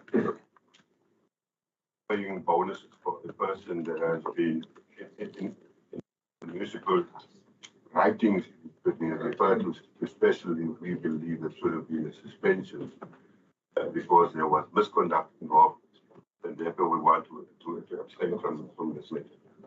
Thank you very much, Councillor Porter. The Patriotic Alliance is then abstaining on this item. The Executive Mayor who wish to respond. Speaker, thank you very much. Just on the wasteful expenditure, I would differ from it. Whenever we get an opinion, because we're not sure we're doing exactly the right I think we're doing that. The cost, and that's why we went the route that it's not an expensive exercise. We asked an experienced ex-MM who sat in on some of the assessments. So we had some background. That's why we went that route to get or to incur as least as possible costs. But obviously it was to test. The opinion was that you cannot receive a bonus for a period that you were not working. In terms of legislation, there's specific rules that you need to follow. So in terms of the investigation that went on, the municipal manager did not work. So from opinion from our side was that we cannot pay somebody, and then we went through this process and it came back against us. So so we tested it. We did not just push through and just directly send it to the minister, which we could have done because the minister is at the end of the day also he can also make a finding and so on. So that is why we are sticking with the recommendation as well, just to prove that we did not do this for window dressing, and now we're just sending it to the minister in any way who might also find that it's that we should not pay it and so on. So I think we've tested our opinion. And the feedback that we received is that we should pay it, and that's why we're sticking with it. Thank you, Executive Mayor. We then have a proposer and a seconder with the ICDP and indicating the stance in terms of the acceptance and abstaining. And then also Councillor Porter. Councillor Baron, do you have a follow-up? Just to follow up from my side, Speaker. Thank you, Mayor, for admitting that we were wrong. But I also want to ask, what was the cost for Mr. Jacobs as arbiter? Because I forget to check it. I don't think it's in this point. What was the cost? Thank you. Thank you very much, Councillor Baron. We'll have the municipal manager who will be responding. Speaker, we didn't receive his invoices here, but we think, and I can't give you the exact amount. We are of the opinion it will be in the region of about 6,000 or 7,000. Thank you very much, Municipal Manager, for that feedback. We then conclude with the item, and administration is noting the input and the two parties who are abstaining. We are then on item E191, page 2518, the first adjustment budget for 2022/2023 financial year, operating and capital budget. We have our recommendations listed from 1 to 5. Can I have a proposal, please? Madam Speaker, I'll propose. Thank you very much, Councillor Paulus. We have a seconder. Madam Speaker, I'm second. Thank you very much, Councillor Leroux. Do we have any questions or clarity of council proposal? Councillor Puda, you may proceed. Madam Chair, thank you. It's not a further proposal. I mean, with regard to the appendix, see the annexures part. He said that the above annexure will be distributed separately. You will see any document there in front of you. And we are very anxious that when we're talking about the budget to be used to info guiding and enhancing. So that is why I say we have the annexures made. Thank you very much for your question. CFO, can we have indication, was it circulated through the committees or with the agenda? Thank you. Good morning, Speaker. Morning, Councillors. With regards to, firstly, from finance, I'd like to apologize. This is a busy time for us. We're busy with financial statements, and we have to put through a rollover budget as well. We have to, the deadline is the 25th of August. The item was circulated last week Thursday. We sent out the annexures with that yesterday morning. It was not within the prescribed 48 hours. We do understand. That's why we'd like to apologize. And then as well, we had an initial closing date for our rollovers being the 8th of August. However, we were still accepting rollovers and applications by directors on the 18th of August, which was last week as well. So apologies for that. If you want, we have to go through a quick summary of the capital rollover budget as well as the operating, just as a summary. You may Okay, so, proceed, thank you, Speaker, thank you. So with regards to the adjustment operating budget that we are adjusting, so that's obviously how the rollover budget works for those that aren't quite clear on that. For the 21-22 budget year, we budgeted to spend certain things, incur certain costs, incur certain capital costs. And then as the year progresses, priorities may change, a project may start late, there may be delays in regards to SCM, which we all remember that February was a month that we had trouble issuing because of decisions that were made in court, which affected our procurement process with regards to PFR. And then when people were able to keep things up again, then we started, but obviously we could not get to all the projects and spending that we needed to do. So as part of the rollover process, especially with our capital replacement reserve and our own funding, is that we need to have that money committed before the 30th of June to be able to roll that over. So what you will see for the operating budget, we've got submissions for the regular to roll over funds amounting to 14.4 million, or let's say 14.5 million with regards to our operating, with the municipal manager's office requesting 17,000 to be rolled over, corporate services requesting 408,000 to be rolled over, technical services 205,000, community services 251,000, and then a whopping, okay, I would say whopping, but this 13.6 million for planning and economic development. This is mainly due to the top structures and the project with regards to UISP that were then requested for all.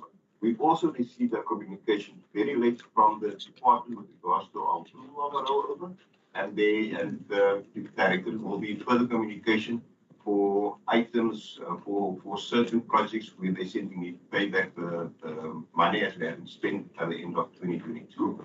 But our directorate has written an appeal to the department to be able to have that funds then rolled over to the 22-23 year. In addition to that, from an expense point of view, from an income point of view, we're also then increasing our budget by 18.5 million.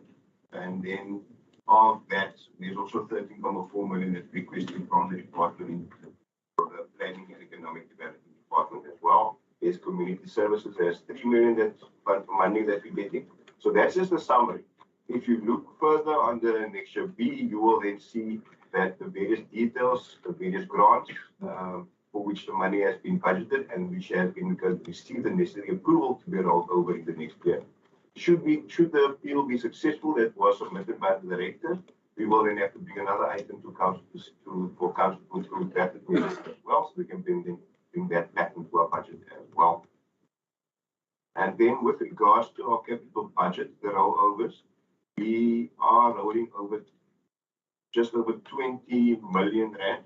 12.3 million is with regards to the capital replacement reserve, and then 8.5 million is other funding, of which, if I just said some breakdown, the municipal manager's office, we're looking at 2,000 being rolled over, corporate services, 3.5 million that rolled over, financial services, 255,000, technical services, 6.4 million, community services, 862,000, planning and economic development, 726,000, and then community safety, 523,000, say 524,000.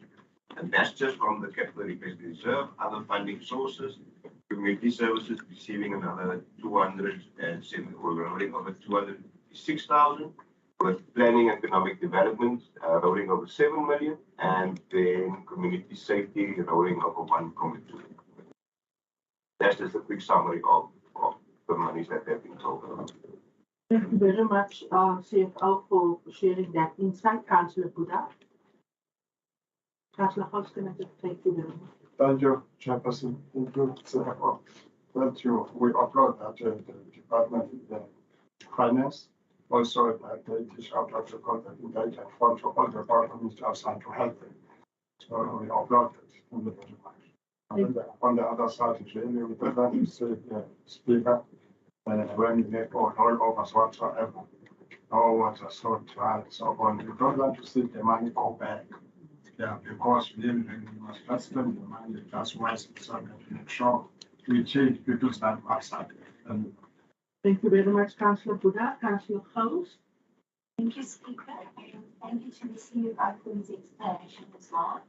I think my only concern, obviously, nobody wanted to vote against rollover funds being reallocated or rolled over.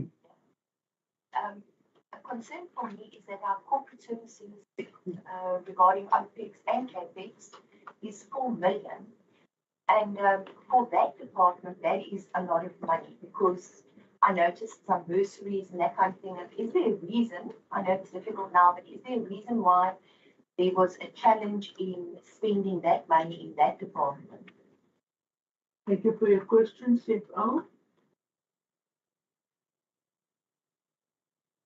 I will have to look into that whether we can get back to council if possible. Not a problem at all, Councillor House. I didn't know that the CFO will provide clarity.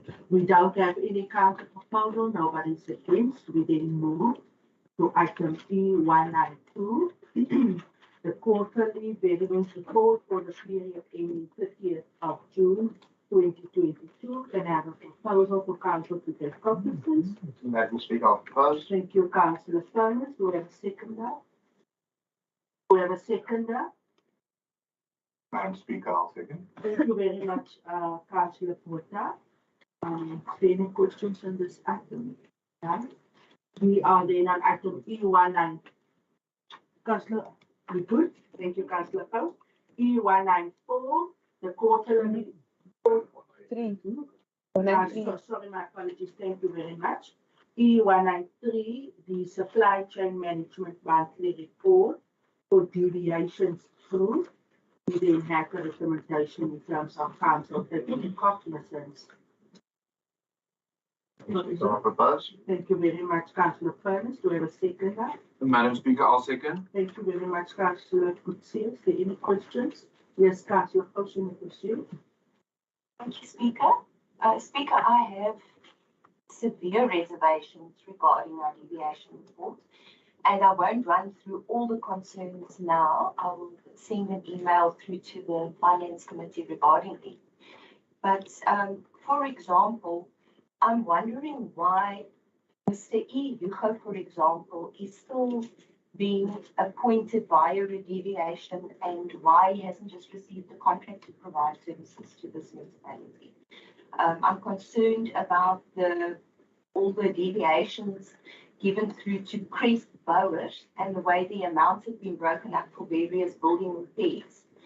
And then also the disputes with employees. There's a deviation there where in our cost containment report that we received, that is noted that no unnecessary expenditure be spent on unnecessary disputes, which unnecessary obviously being the clarifying word there or the operative word, but I did ask for a summary of the amounts that have been spent over this past financial year regarding disputes with our employees, and I haven't received that yet.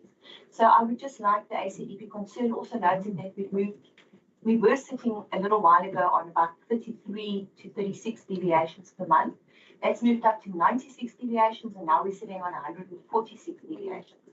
I understand that there's an issue when we reach the end of the year and we want to spend our money, so I'm not ignorant of that fact. But I think that it should be the purpose of the supply chain management division to ensure that there are as few deviations as possible. Thank you, Speaker. Thank you very much, Councillor House. Your concerns are noted. And then also, Councillor House indicated that she will submit, put something in writing, and then we will then also respond accordingly. Councillor Baron. Speaker, I just want to make a comment about the supply chain management report every month. For the last 6 years, I'm sitting in this council. This is the point that normally breaks my heart. Because I did discuss it with the MM. I had a few weeks, about 2 weeks ago, somebody at my house and discuss this fact that 95% of the contractors in this town, they never get a contract then because they don't meet the criteria. And I know this is also a concern for the mayor. So the fact that I say it here is actually for the mayor to say we must do something about it. We can't have all these deviations and the people that can do the job is not actually part of it. We need to look up into this thing, Mr. Mayor. Thank you. Thank you very much, Councillor Baron. Your input is also duly noted. Councillor Furness. Madam Speaker, I would just like to note my council maybe rest Councillor Baron's mind. It is something the CFO and I are looking at. Something that we can put together, that we can look at supply development, because he is right. The thing is, you want to grow local economy, so you want to keep money in Mossel Bay. So you don't want money to leave Mossel Bay. I have spoken to the mayor about this, any methods that we can grow our local economy. So it is something we are urgently looking at, because at the end of the day, there's much money in circulation in Mossel Bay to grow our economy. Keeps people employed, and yeah, we go forward. Thank you, Matt. Thank you very much. Our finance chairperson giving his commitment that himself and the CFO is also looking into this. Executive Mayor. Yeah, thank you. It's actually something that I also used in my speech over the weekend. So it's definitely a matter of concern. At this stage, we're keeping a lot of people outside of the system, especially smaller contractors. Councillor Furness came to my office and showed to me that in terms of contracts awarded under 200,000, which is obviously your smaller contractors and so on, of that 125 million rand of our budget going towards people supplying stuff, which is in that criteria. So that's actually where we want to make a difference and see how can we get the people who are supplying the small stuff. He showed to me that various millions go, for example, towards fencing. Now, there's a lot of people who can do fencing in Mossel Bay. That's just one example. Stationery was another example, millions, and so on. So I told him also that I'm very impressed that he's applying his mind, that he's doing this research, as we've asked. We've also discussed this matter various times at the micro as well, micro director as well, and so on. So yeah, between him and the CFO, I've asked that we see how we can change this and look into it and so on. So there is some ideas at this stage, and I'm looking forward to that. And I definitely agree with the supply development program. We should include that into the entrepreneurial academy that we've got established now online and so on. So, and then hopefully there's some other ideas as well that we can roll out, but it's definitely a matter of concern. That is under 25 million rand that effectively or possibly could have stayed in our town, in our economy. That's just lost. People sitting in Cape Town and Johannesburg, it's not on, and our people here struggling. So it's very important that we look into this. We don't want to break the rules, but we need to be innovative. Thank you very much, Executive Mayor. Councillor Foster. Thank you, Speaker. Speaker, just for the record, that technical problem that I have experienced until this morning, then actually prevented me from going through all these reports that we are dealing with now. On the receipt of this agenda yesterday afternoon, I could not manage to revert back to committee reports and all that. Therefore, I'm unable to respond to all this. This is for the sake of the record. I want this to be noted as such. Thank you, Councillor Foster. We are noting. Are you on this item abstaining, or you just indicating I that? therefore would abstain. Fully understand. Thank you, Councillor Foster. All the inputs during that noted, municipal manager. Follow up, Councillor Foster. Yeah, Speaker, just on a technicality, can a person abstain on cognizance? Just for him to say. Thank you very much. Mr. Prince, can you give us an indication if the councillor can? Yes, Speaker, you can. You make a decision to take cognizance, so you can. Thank you very much, Councillor House. There we have the clarity. Thank you for the discussions, councillors. That resolve item E193, all inputs noted, and then also our councillors at stake.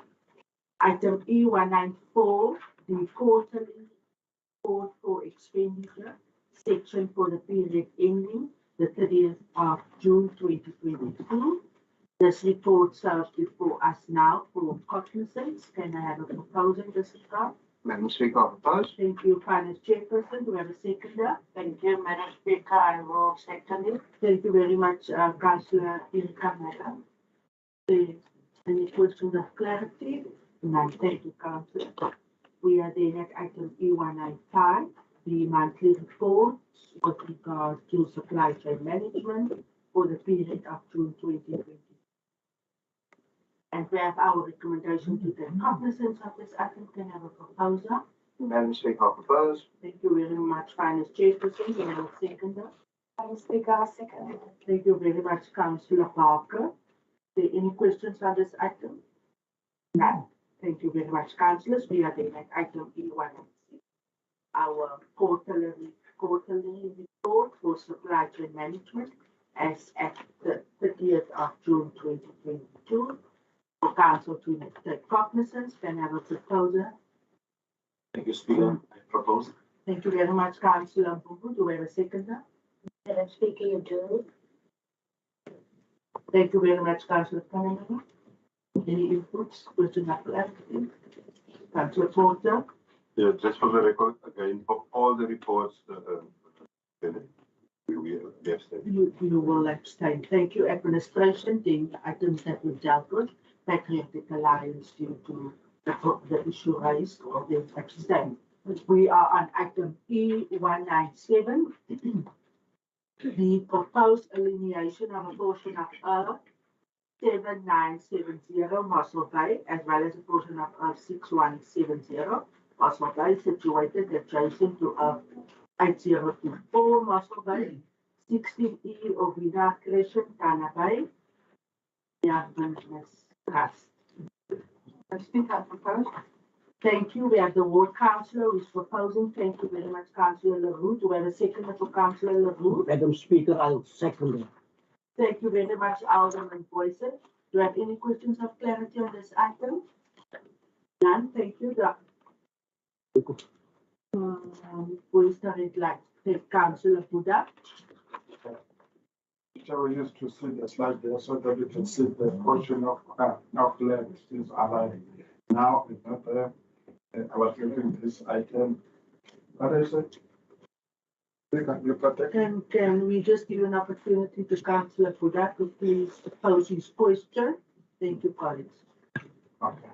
Now, Chair, I see this sort of enforcement, but in this item, although we've been supervised by how big is the land, we know our position, but can you just give more clarity about this encroachment, what's happening? Because by the building the rules, we know that encroachment are acceptable in this municipality. That is why we want to see about this wall and this boundary in this encroachment, what's happening. Thank you very much. Councillor Kunti, do you have the same question? I was having the same question, but I will do the follow-up after the answer. Thank you very much. And then also, the ANC has indicated previously their position in terms of the alienation. And I'll allow the question, just clarity. Our portfolio chairperson, executive deputy mayor, in the committee meetings, as per previous decision, was there no or did we not have a screen like we did in previous meetings? Yes, Speaker, we did have the screen and it was shown on during the committees. Thank you for the clarity. Thank you for the clarity, Director Finker, who will respond to the question of the councillor. Director Finker. T197, the council is asking just clarity in terms of where. Speaker, so the encroachment happened on a small portion of a public road reserve. on, let's call it bending the front of the curb, and then also to the side there was an encroachment into a public open space, open areas in Dana Bay. As we know, that's part of the character of Dana Bay, is those beautiful open areas. So both the sizes are indicated. It's 90 square meters, as well as the one to the, I think that's the one to the road reserve, and then the other portion is 57 square meters.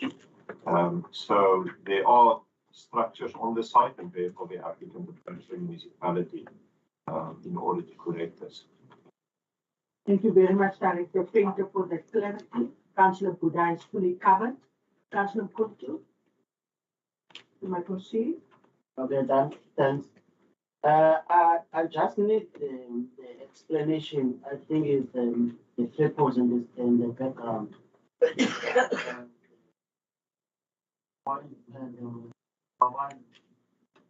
last sentence in number 1. It is not required for basic municipality peoples, but informed. Firstly. The other one is the number 13. Number 13, that after completion of this of the prescribed public participation process, this item will be referred back to the councillor for the consideration. What will be the public participation that will be used? Because we've been saying time and again that we need a proper public participation that involves the community. So I just want to know which public participation will be used. Thank you very much. Councillor Kuntu's got 2 questions. Director Painter. Chairperson, Speaker, if you allow me, I will start, and then Mr. Venter can augment, because I was one of the officials with Mr. Venter who visited the site in Ghana. I think Mr. Venter just mentioned that when we came there, the land has been part of this person's care for many years now. Even the fences are there. And that's why the person comes to the municipality and say, please, I want this land, because it's not used for anything. On the one side, it's part of a public open space, Mr. Venter. On the other side, it's part of the sidewalk, but you won't even see it when you get there. So that's the reason why we say it's not used. We won't use it for municipal purposes at this stage. And I think, Chairperson, as far as the public participation is concerned, we discussed it in length in previous meetings, and we said that as from now on, we will, apart from the legal route that we need to follow according to legislation with public participation, we will also inform the ward councillors, Mr. Venter, who can share it with the ward committees, who can share it with the community. And also, Speaker, you know that every committee meeting with this committee, we have the screen down here. We also that side, and Mr. Venter and his people point out exactly where the pieces of land is that we are talking about.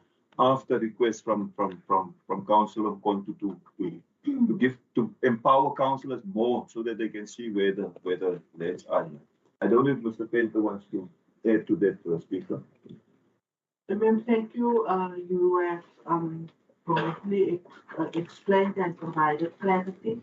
Councillor Kuntu, I believe you are covered in terms of the response by the MM. I'll allow you one last follow-up in this regard. Thank you. Okay, thank you, Madam Speaker. You see what is happening here. This is what we have been always saying, that we need to have a strategy. This I can't pronounce it, but there's a point here. Okay, number 3, that this person was 25 years. Then that it goes to what we are saying, that we need to have a land. This person was staying with this land, and Municipality was not aware, or that person was not aware. And he was using this land as his land, but that land belonged to Municipality. Now he's coming to Municipality and saying that, okay, I've been using this land, and by virtue of using this land, which means this land is not needed to the public. But the public was not informed by about this land. This land is not is not the is not the land of this guy. This guy is the land of the Municipality. So that's why we are saying here, legal disturb by this thing. Our item is not here. There's a need of land auditing. Thank you, Councillor Mkonto. Can I get an indication? Is the ANC abstaining on this? Are you abstaining on the item? I was still on the item.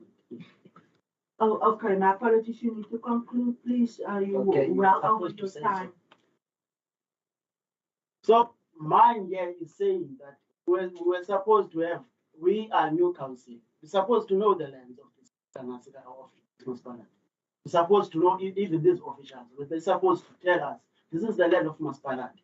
Even this one we're supposed to know, so that we have our take on whatever's happening.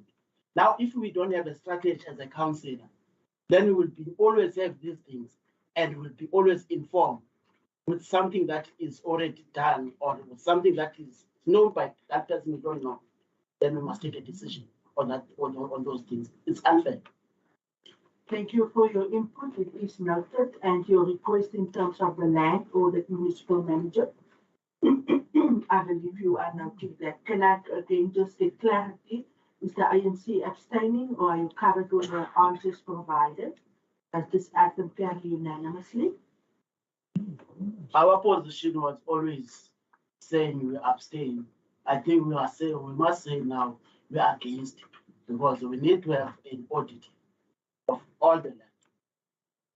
Thank you very much. We are then noting at the administration that the ANC is against the item, and we must vote.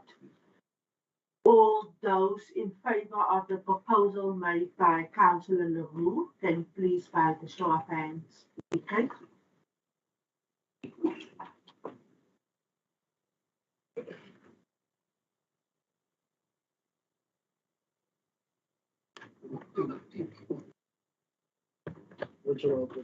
Thank you very much. All those against by the show of hands, can you please indicate?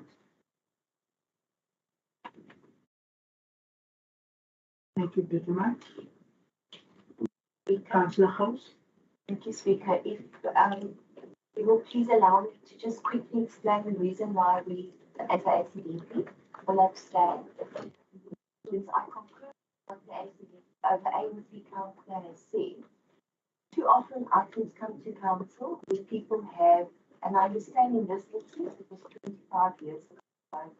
I understand that it's not the current resident that was involved. But oftentimes items do come to council where people have made use of extra land and it just owned by council. And it also will get me into trouble, but that's I also feel that we need to be more severe in how we respond to this type of thing. Because now I understand also that it's not of use to anybody else. We don't need it for services and so on. But it is a precedent that is just being continually set. For that reason, the ACDP also abstains. Thank you, Speaker. Thank you very much, Councillor House. The ACDP is then abstaining. Can I get an indication from the Patriotic Alliance and the Freedom Front?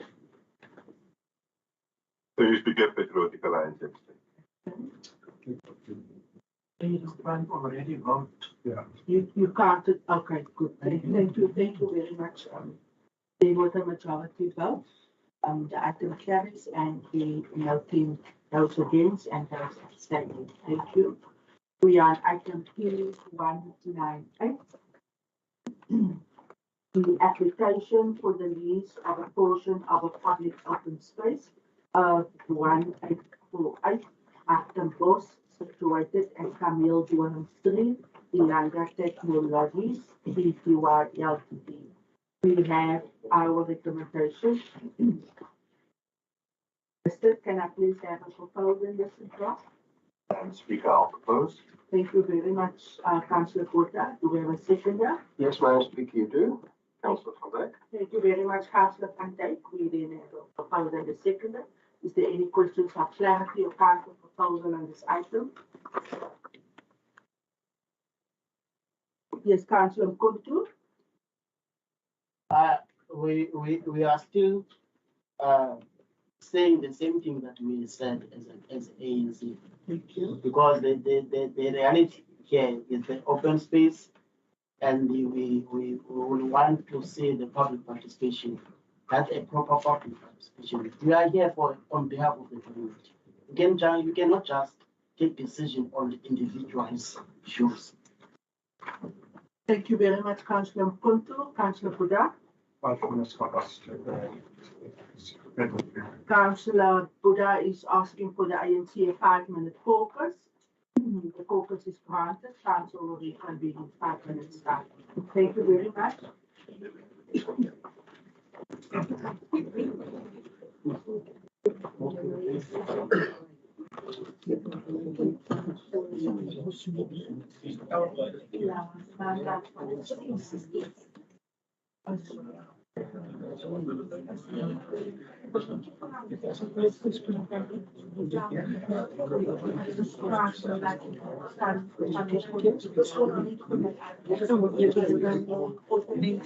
Thank you. Yes.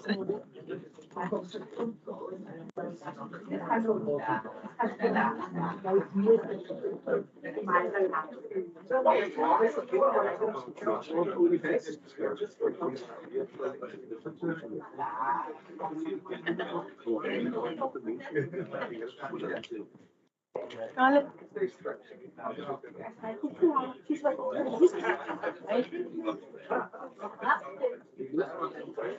Outra filha não, seu?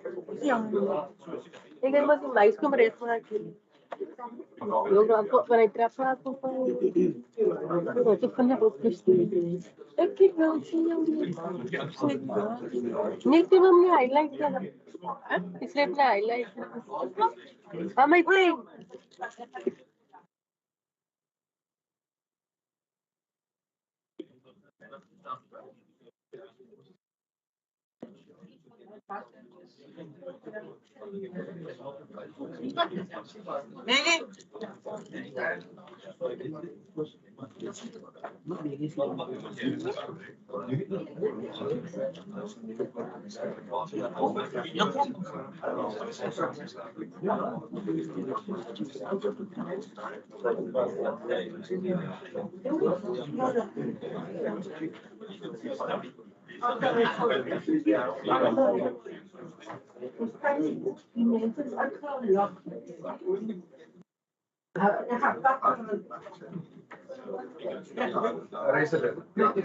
My seat.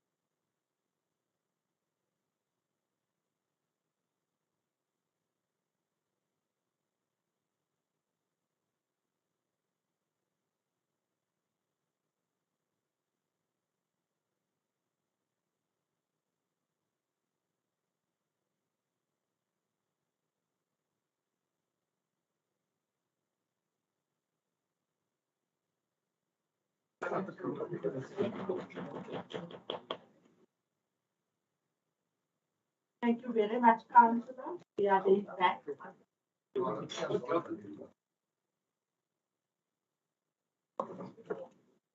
We are then back and just waiting for Councillor Fernandez, who's got a beautiful gray suit on today with a black tie, just to take his seat, and yeah, he's now seated, and we We're very happy that he's well dressed. Thanks, Councillor Schwanners. We granted the ANC caucus 5 minutes break for deliberations, and I will now hand over to Councillor Buddha to provide us feedback. Thank you, Madam Speaker. Madam Speaker, as we are having 100, 190, 180, then I'm going to hand over to my colleague, Councillor Conta. Thank you very much, Councillor Buddha. Councillor Kuntu, you may proceed. I must apologize. I was on 199, then I misled this and my caucus. Sorry, what, I just jumped to 199 instead of 198. Good, thank you very much. If we have no counter proposal, the item then carries unanimously. We are then on item E199, the application for the lease of the municipal building and portion of 7519 Kwanunaba, situated at North Kinara Street, Aslaka, the new educare and aftercare center. Can I have a proposal in this regard, please? Madam Speaker, I would propose. Thank you very much, Councillor Sequincha. Do we have a seconder for the item? Thank you very much, other lady writers. Is there any questions of clarity and counter proposal to this item? Thank you, Madam Speaker. Thanks, Councillor This item is exactly in what 15 in the Councillor Conta what is building in the all of Panama in Aslawa and so on. Then we're going to see what is the Councillor going to say about this because he sees what. Noted, Councillor Kuntu, you may now proceed with your input. Okay, okay, thanks. I think here I'm not sure whether the public participation framework of nationalism is leading.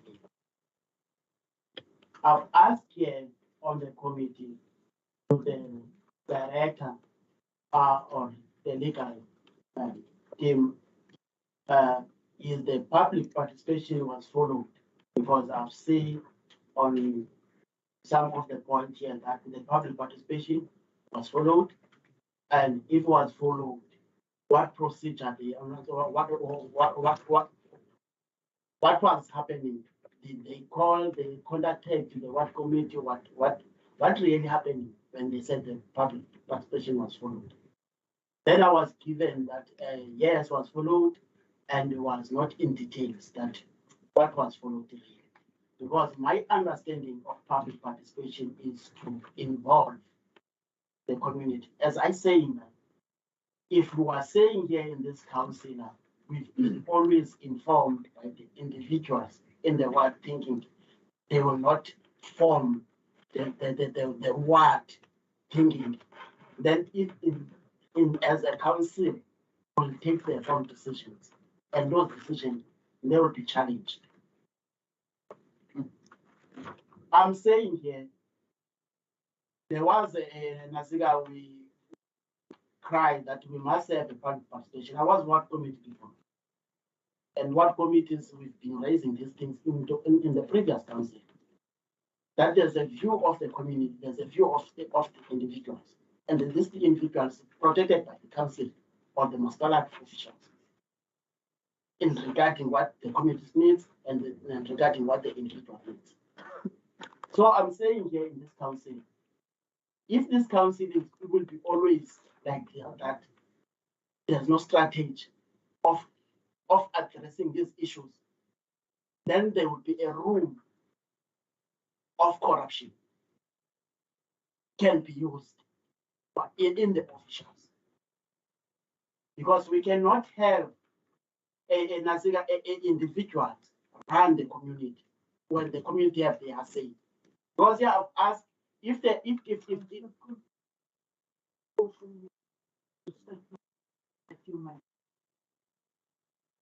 Just want to go, please, cannot do that such a fashion if you. Thank you. You can continue. I don't want you to do that again. Thank you, Councillor Kuntu. You may proceed. If I'm saying here,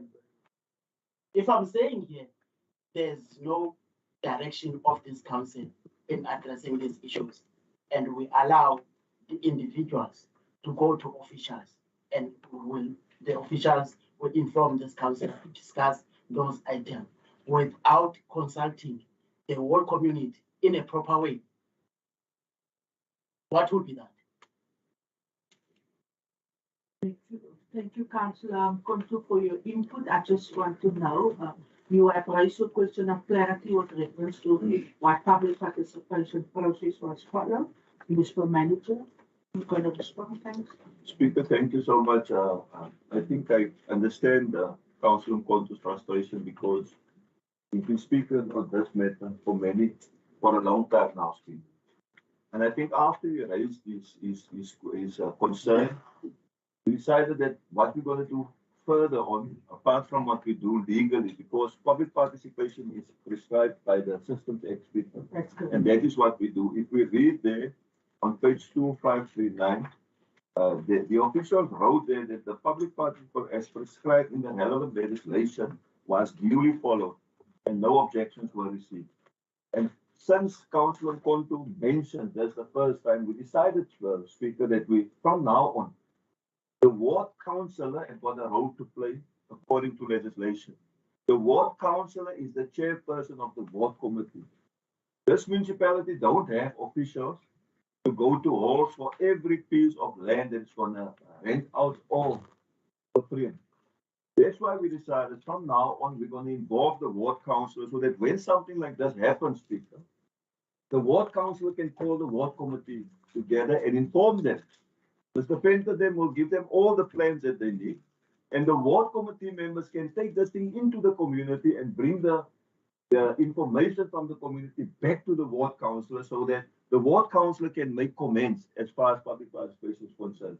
This municipality, Speaker, doesn't have the manpower to go around for every item that appears here to have public meetings in the community. I think the councillors will understand that also.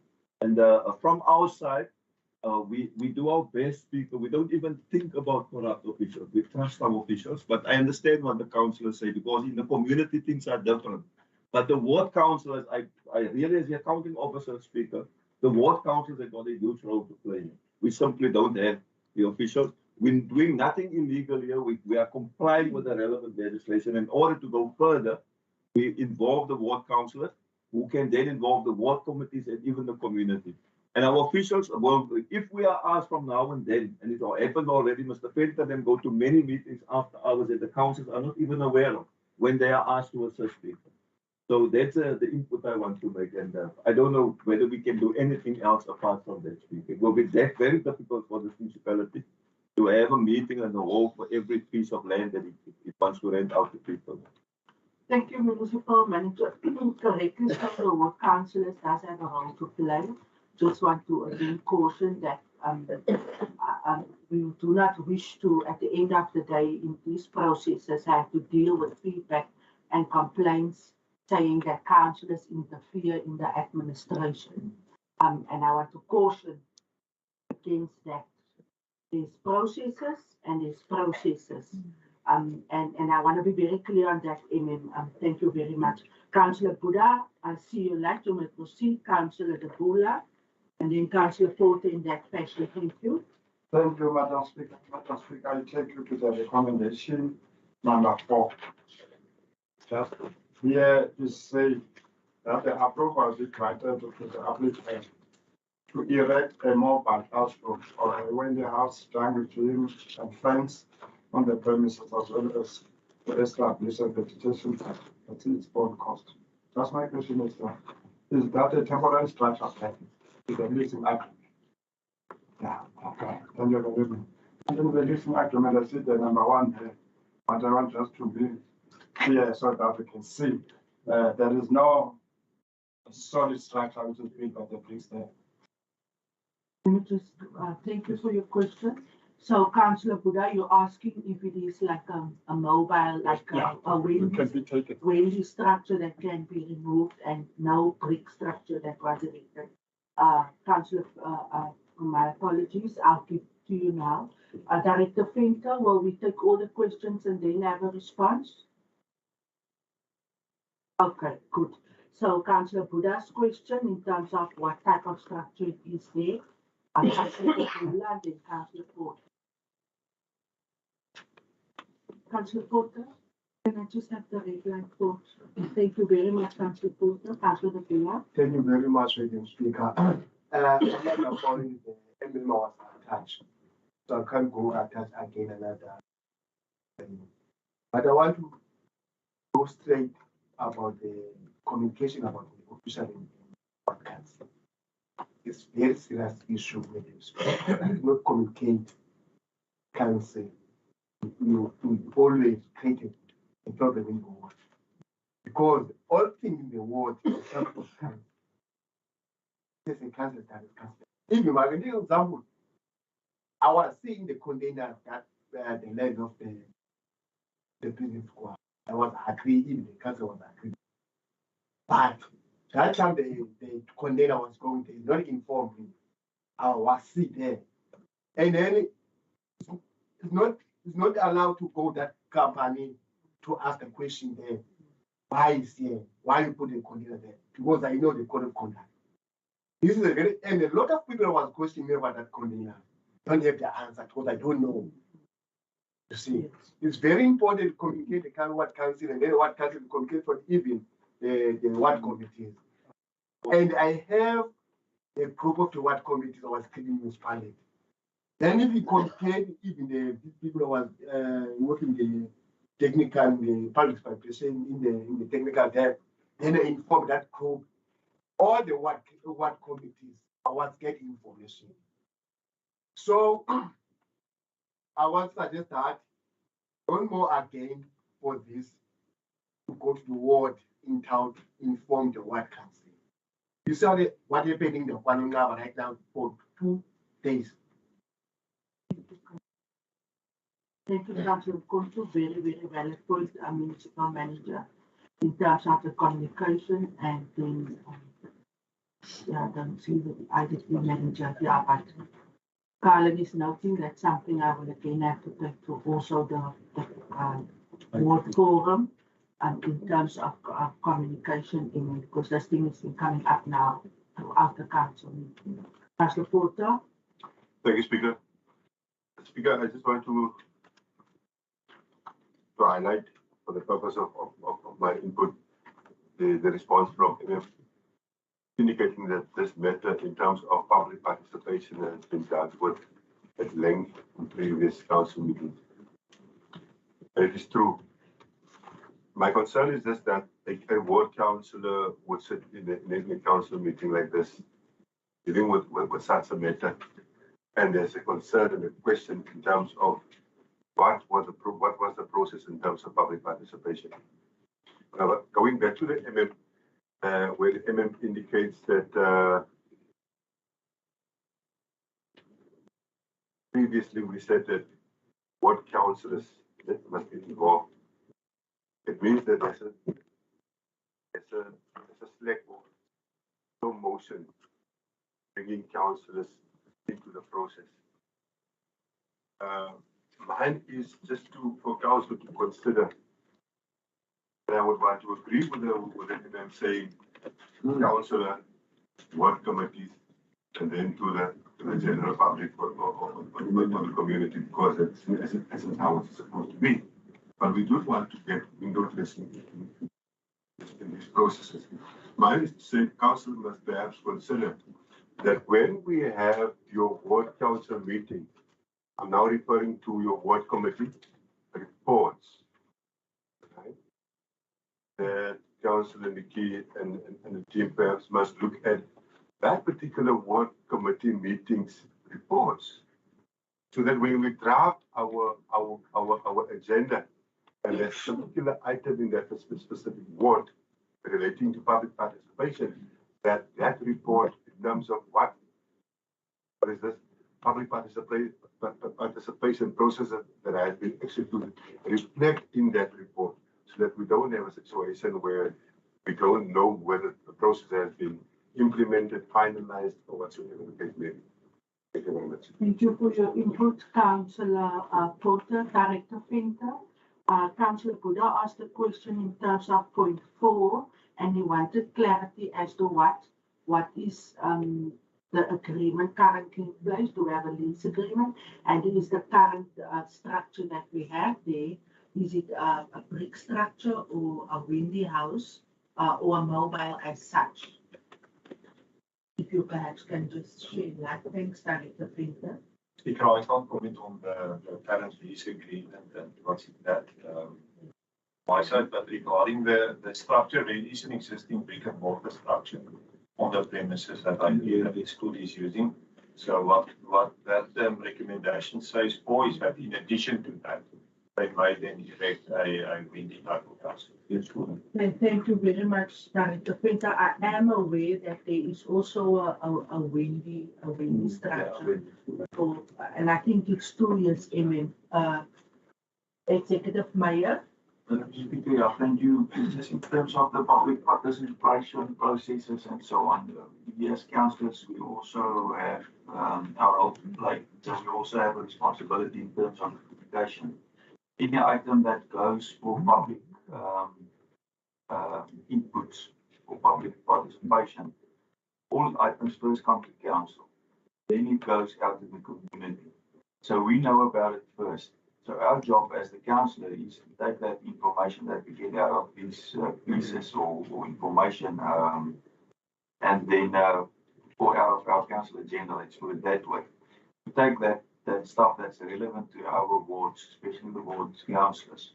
Take the stuff that's relevant to your ward, and then you take that to your community. You've got groups or your ward committee and so forth, and then you communicate it so that they can also give their inputs into the process. That's official, and then obviously it only comes back to council. So you've got more than a month to get all that inputs and so on, at least a month.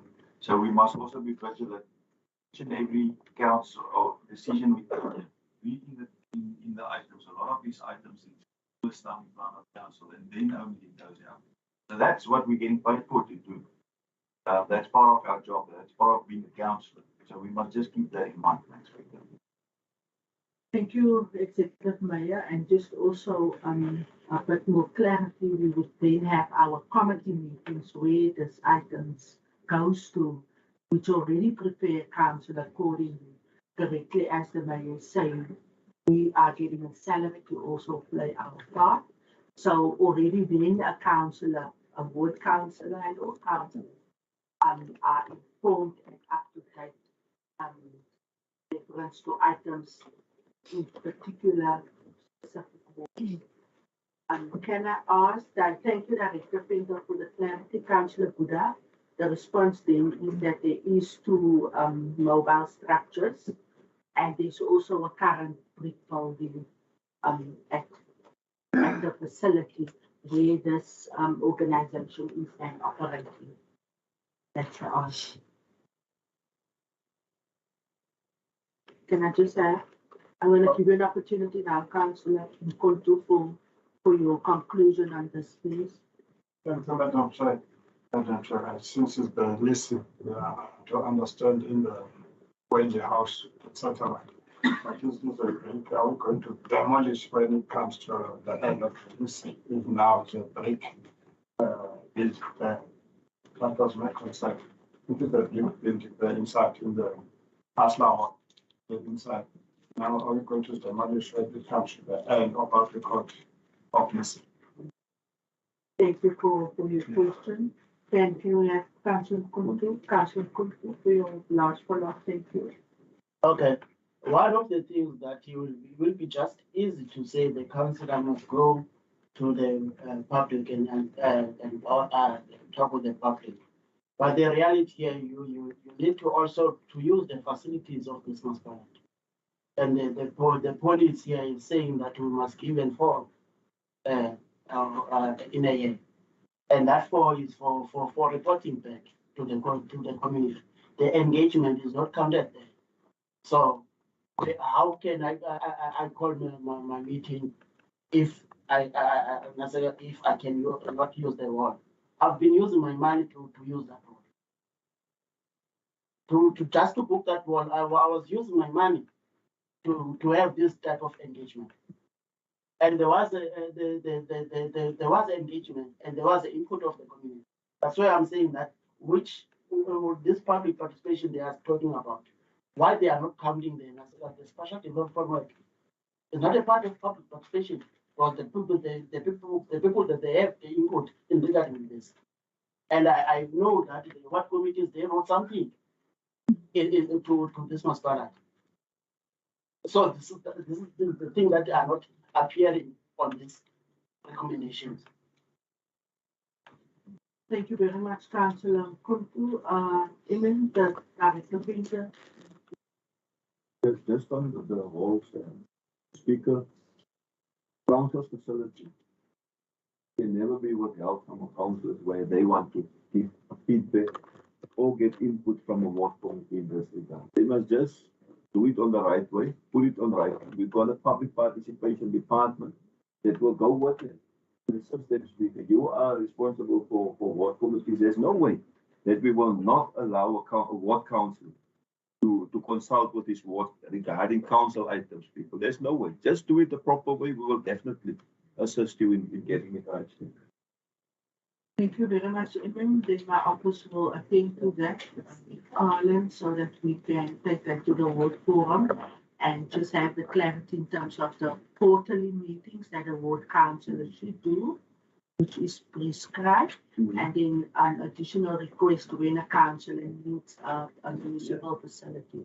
I'll attend to that. Thank you, Councillor House. Thank you, Speaker. I would also like to just draw your attention to the fact that I've actually raised this matter with my province because in the past, not under this current dispensation, I'll say, but in the past I've been denied access to wards, also been told I have to pay for it. And yet my constitutional mandate is that I have to provide feedback to the community, even though I'm only a proportional councillor. So I appreciate that. Thank you, Speaker. Noted as such. Thank you, Councillor Post. We have a proposal and a seconder. Can I get an indication from the ANC? What is your position? Are you against or abstaining on item E199? Do you have a counter proposal? Abstain. Yes, Councillor Kuntu.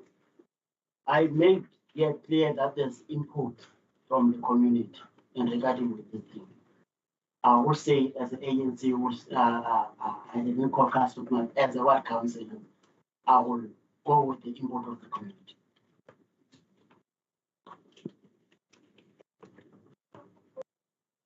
Is that the counter proposal that you're making? Yeah. Right, thank you. Do you have a seconder for your counter proposal? Thank you very much. We then have a proposal in favor, and we have a counter proposal by Councillor Kontu, seconded by Councillor Papula. Can I get an indication, those in favor of the proposal by Councillor Kontu, by the show of hands? Those in favor of the proposal by Councillor Kontu?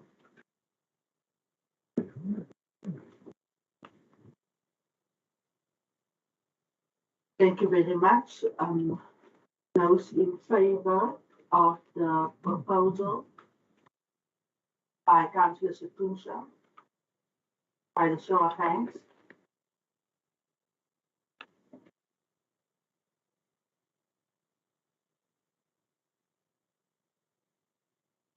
The town councillor close eye. Yeah. The town councillor close. Thank you very much, Councillor Porter. Can I get your position on this, please? Thank you very much. And we then conclude with item E199. We are on item E200, page 2544.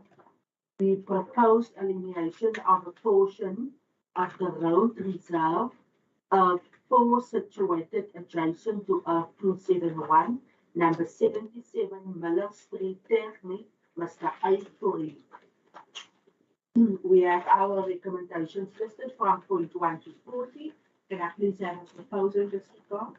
Thank you, Madam Speaker. Thank you very much, Councillor Delamain. Do we have a seconder for Councillor Delamain? Thank you very much, Councillor Clausen. there any questions of clarity or counter proposal on this item? Yes, Councillor Kotu. Well, I think our first unit and I think the clarity with this item. I don't know whether the director can help me, but I do have a question after. You might proceed with your question. Oh, my question was, I thought would be informed by the parent, so if you would set my honor, I must ask the question. My question would be this, we've been having the item here. And the item was set to try to address this thing so that we can always, when we come here, we be informed by the strategy of this council. Then I want to know whether we have a strategy in this council that address the issue of land. If there's a strategy, and then I must be just informed. Maybe I don't have, because this thing is also costing us the system. They got the computer. I think I must go back to the hard copy because I was struggling. Even now, I'm not in the agenda. Just take to other people because my is not working. So I get a clarity. Do you want to know where this is situated? Which area? All those things. Yeah. About this system. It was just off when I supposed to go to this item. Thank you very much. Can you just provide Councillor Kotu with clarity as to which ward this is, which area, where the street is? Director Venter, thank you very much. Thank you, Speaker. As per the committee agenda, which I'm reading from, which serve before council, the committees, the location is at 77 Miller Street, Technical. And there was also a map attached to the committee agenda. Thank you very much, Director Venter. To the ANC councillors, I just kindly want to request colleagues that we please understand that we have committee meetings. It has been confirmed by the portfolio chairperson when this item served that we had the screen and it was shown. Director Venter confirms that also it was on the committee agenda with a plan, etc. I will not further, in terms of our agenda, allow it to be said that we did not know, we did not receive, we didn't see. Please, colleagues, we shouldn't be the integrity of the process is now questioning because it's not the case. And I just want to ask that we please do not do that because we're wasting all our time and we're now just saying things that is absolutely not true. So I don't want us to again have this discussion around items which are served before the committee meetings. Can I just get an indication? Do you have a follow-up question? Yeah, I have a follow-up. Why I'm saying here, because we have GIS here. When I've been in the committees, I will reflect and hoping that I will go to the GIS. When the GIS is off, when I was preparing this thing, then I will be off. Then I have a right to have tools of cream here that assist me when I come to the council. I have an understanding of what happened. What I was requesting that I didn't have a proper going through all these things based on this laptop that was just off. And it's not the first time. It's not the first time when this laptop is doing these things to it. Every time when I'm supposed to go to the cookers or when I'm supposed to go to the council, laptop there's a problem. Thank you, Councillor Konto, Municipal Manager. I received, I think, 2 complaints 2 days in a row that councillors were not able to prepare them because of the laptops, which was problematic. Councillor Porter had the same problem. I had to quickly arrange print out the agenda for him to repeat up, which he had this morning. And now Councillor Konto is also indicating Councillor Maxine is saying, and And this has not been indicated at the beginning of the meeting. So, and that's why I'm saying we had the committee meetings and all of this served in front of the committee meetings.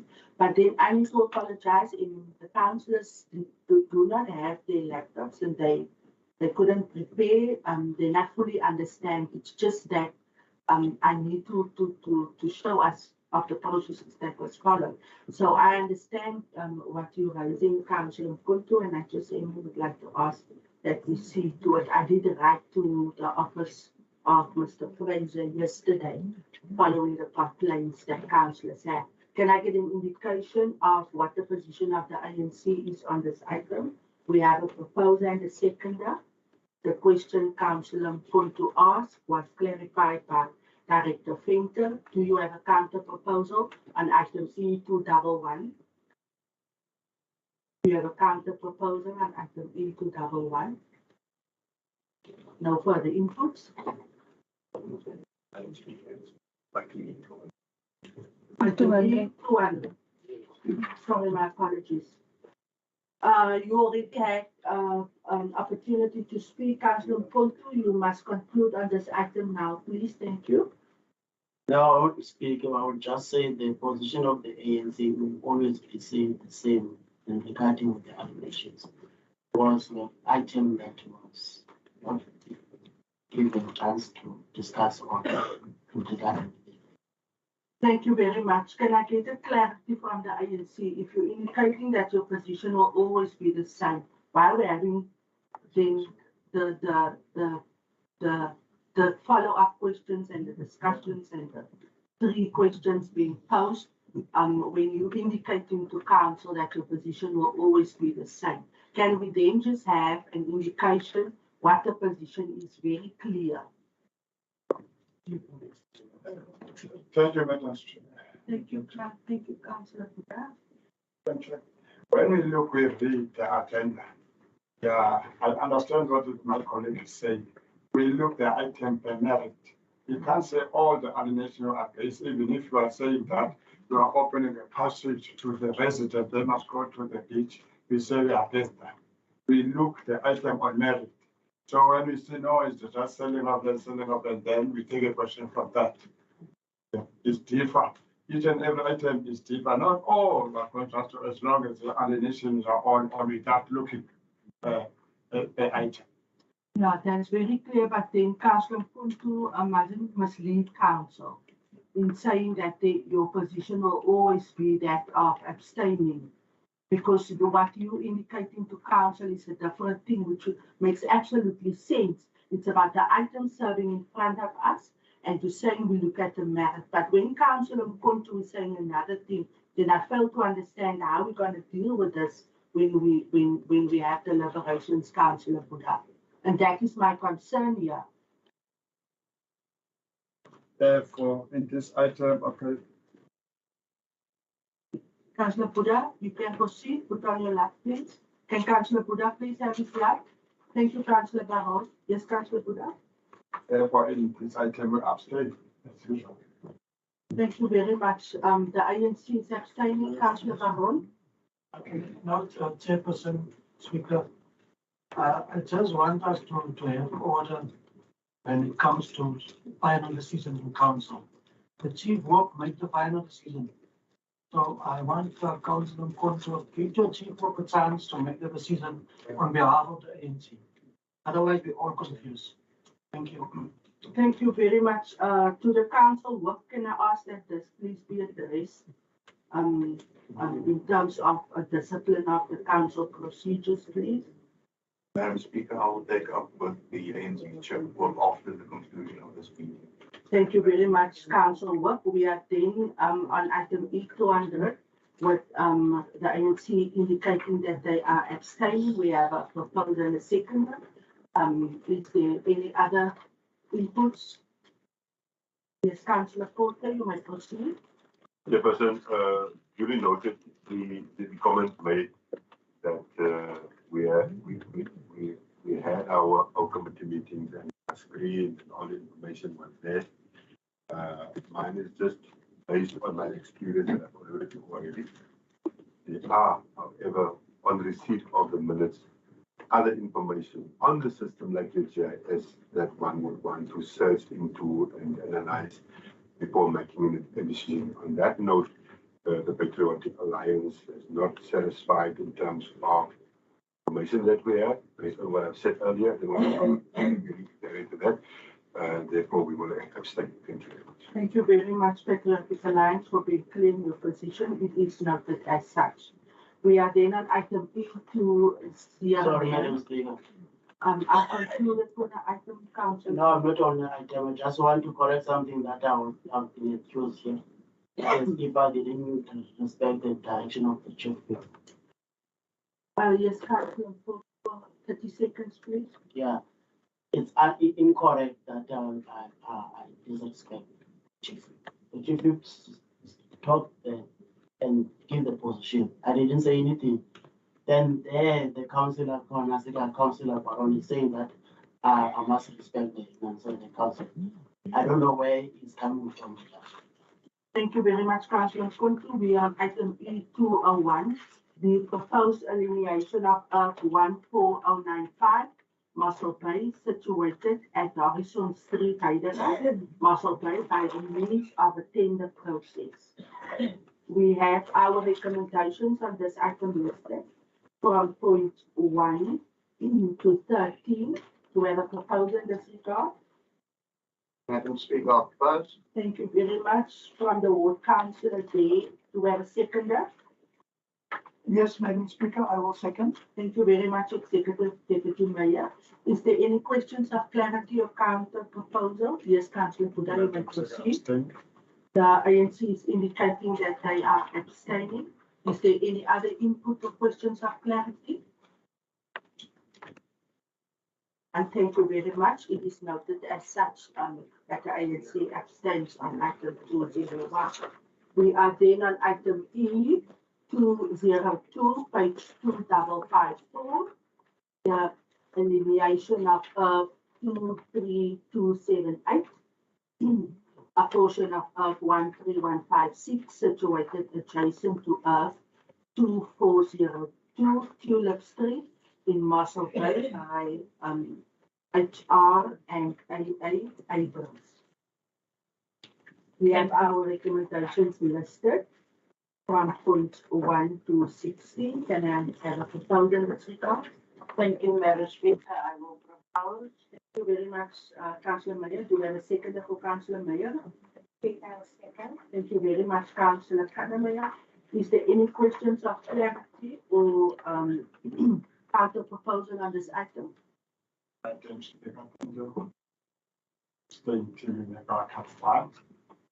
you very much. The ANC is abstaining on item 202. Is there any questions of clarity or any input from the other council at this point? And thank you very much. We then move into item E203 on page 2560. The application Garden Road Pilgrimage of Hope directional signs. We have points 1 to 5 as the recommendation before council. Can I ask for a proposal in this regard? Madam Speaker, I would like to propose this item. Thank you very much, Councillor Kutsia. Do we have a seconder? Thank you, Madam Speaker. I second. Thank you very much, Councillor Gallamay. Is there any questions of clarity or input on item E203? I see none. The item then carries unanimously. Thank you very much, councillors. We are then on item E204, the formalization of Greater Force Village, substitute power of attorney. We have our recommendations listed from points 1 to 7. Can I please have a proposal in this regard? Madam Speaker, the Ward Councillor will propose. The Ward Councillor is proposing. Do we have a seconder for the Ward Councillor in this regard? Yes, indeed, Madam Speaker. For a second, I just want to say thanks to the administration, especially our planning department and so on. Speaker, this thing is coming in a long, long time. You know, I can recall that I got to council in 2011. since 2011, I was really, there was so many hope bring to the community at that time since the years. And this is really, really a good call, and the community will really be glad for this. And with that, Speaker, I would like to second the proposal of the World Council. Thank you. Thank you, Executive Deputy Mayor. Do you have any questions? Councillor Budai, you may proceed. Madam Chair, thank you. So now, I did hear about this thing in the community. But since we sit in the planning department, our social housing with that workshop with the house, social housing social. Now I want to ask about 15 and 18 Bosman. What kind of thing is this power of attorney? Because when I say attorney, I'm thinking of the lawyers. Now I want to ask what's happening there. Thank you very much for your question. On point 7 of the recommendation, Councillor Budai is asking clarity. So will it be Director Venter? Director Venter, thank you so much. Thank you, Speaker. In essence, what the item is about is the land need to be transferred from the National Department of Public Works to the owners, but they're not going to do it directly. It's going to be transferred first to the municipality and then to the owners, as they don't do transfers in any other way. So we've been struggling for a long time, as stated by the portfolio chair, and I think it's the National Housing Agency, if I'm not mistaken. They've been tasked by the National Department of Public Works to assist the municipality as well as the community members to facilitate this process. So this is basically now the start of that process, and by here then is to transfer the respective properties to the owners who is already staying there, and then also to create areas and spaces where expansion can also happen. Of course, we know there are also informal, small informal area also in Wrighton, and they should also benefit to the upgrading of informal areas project, as well as some other social facilities like clinics and so forth. And that also needs to be transferred to whomever is responsible for it. So in essence, it's not what we foresee in the immediate future is land ownership. That is the major result of this project. Follow then will be a housing opportunity project in the form of upgrading of informal settlement. Now the site will be developed. And lastly, in future, there could be a top structure project, but that's not envisaged at this point in time, but the community does understand it as such. Thank you very much for your comprehensive response there, Director Venter. Councillor Budai, you covered. Councillor Budai says thumbs up. I see no any other communication of questions that can be carries unanimously to the benefit of the Rachel Bosch community. We are then on item E205 on page 2566. It is the upgrading of a trunk road at Beach Boulevard West to Garrett Street, acquisition of portions of properties needed for municipal purposes, the installation of a structural load-bearing cover over stormwater channel, and registration of a servitude in favor of the municipality over a portion of the remainder of 457. We have our recommendations listed from points 1 to 12. Can I please have a proposal in this regard? Councillor Budai, see your light. Thank you, Charity. This item was in my committee. The director answered me, you are sitting there, therefore I propose. Thank you very much, Councillor Budai, for proposing this item for approval. Do we have a seconder for Councillor Budai? See the light of Councillor Van Dijk. Yes, Councillor De Bula. Thank you very much for the ANC who is proposing and seconding. That's now in good spirit. Thank you, colleagues. We are then on item E206, page 2572, the The proposed amendment also by municipality bylaw relating to public nuisances. I see the light of Councillor Van Dijk. Thank you, Madam Speaker. I was waiting for the other councillor to propose, but I'll propose this one. Thanks, Madam. Thank you very much, Councillor Van Dijk. I can hear your voice is not so good. You must keep yourself warm. We have a proposal. Do we have a seconder?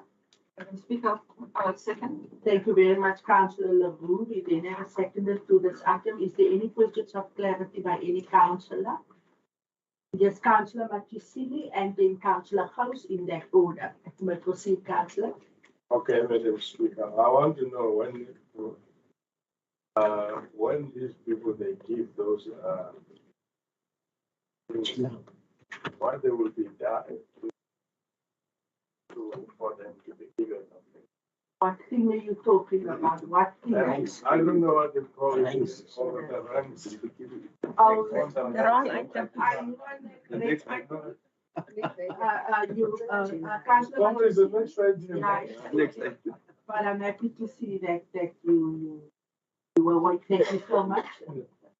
Councillor House, I note your like for your input on this item. Thank you. Speaker, the ACDP will abstain.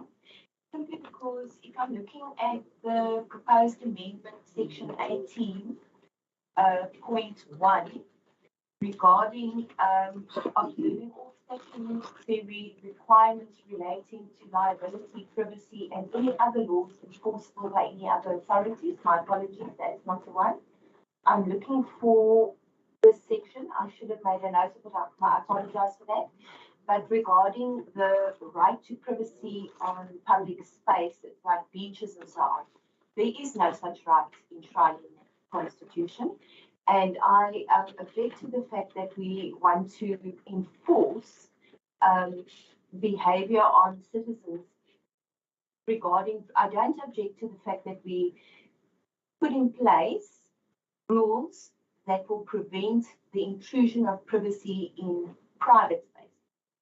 But in public spaces, people have no such protected right to privacy. If you're in a public space, anyone can photograph you, anyone can take drone footage of you. That should be common knowledge in my opinion. So I thank you, Speaker, but the ACDP will abstain because of that. Thank you. Thank you very much. The ACDP is indicating they abstaining. Councillor Porter. Thank you, Madam Speaker. Just a question of clarity for the administration. These amendments, are they completely just pulled from the Civil Aviation Authority legislation? If I understand it.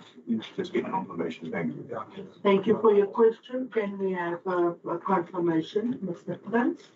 It's Speaker, thank you. It's largely based on national legislation. However, would like request Councillor House to furnish her comments. I would appreciate it, as it only goes out now on public participation, so I would appreciate it. Thank you. Thank you very much, Mr. Prince. Councillor Porter, you covered with your questions, and Councillor House, it's kind request for you to submit your comments. Councillor Porter. Speaker, seeing that this thing goes to public participation at this stage, the patriotic line will abstain with the hope of it on the second by 20% back to council. Thank you very much. Position being made clear. We have no any other input. Councillor Matusini, we will then now be at your item about the thingies. E207, the Mossel bylaw enforcement service rank structure and insignia. You want clarity on on the ranks? Thank you, question. Do we have a proposal? Thank you. Yes, Madam Speaker, I would gladly propose. Maybe I should give some insight while I'm proposing. You may proceed. Thank you, Madam Speaker. In the attempt to structure the three different units, the traffic department, the security division, and also the fire department, which has a rank structure currently, trying to make sure that we standardize throughout the province, and we're making sure that Mossel Bay adheres to that specific rank structure. We have not had a rank structure in terms of law enforcement officers in the past, And therefore, we're implementing that now to make sure that we fall in with the standards as provided within Western Cape. So that's a reason for that. We will also bring the fire department, and we will also bring the traffic department to make sure that everybody is aware of the rank structure and that it will be formalized in council. That is the reason why we're bringing it. So it's the project going forward. When it will happen, Madam Speaker, we are still busy developing in terms of costs and budgets, but certainly very soon, if I can have my way or our way in the portfolio. But it's all related to cost and budget. So we're also looking at uniforms to distinguish. So it creates a bit of pride and it creates a bit of recognition as well in terms of service years that have been completed as well.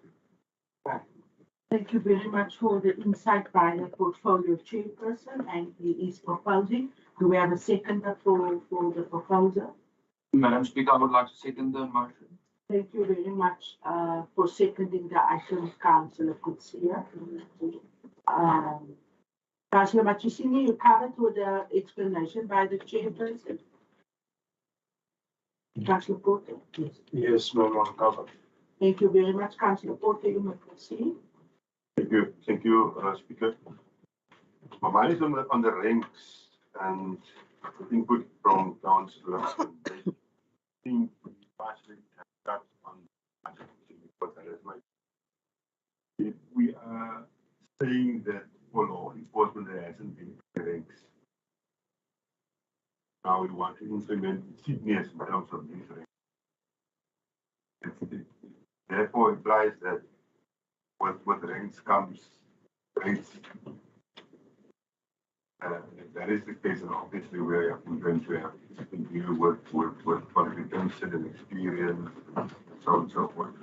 I assume what Councillor Van Dijk is referring to budget as relevance to that. And that is the interest that I had in terms of the ranks versus monetary values. Thank you. Chairperson, would you like to respond? Thank you so much. Madam Speaker, yes, certainly the ranks will be integrated with the organograms and also the T levels at some point, but that is something for future discussions. We're just trying to formalize the rank structure at this point in time to create it. Councillor Porter? That's up. Thank you very much. We have no counter proposal. This item being carried unanimously. Thank you, councillors. We are on item P208, page 253. We proposed amendment to the disability policy of the municipality, and we have our recommendation. Have a proposal. Madam Speaker, I propose. Thank you very much to the portfolio chairperson. Do we have a second? Madam Speaker, I'll second because this policy is coming a long road. Thank you very much, Alderman Boyson. Is there any questions of clarity on the item? Yes, Councillor Buddha. Madam Speaker, thank you.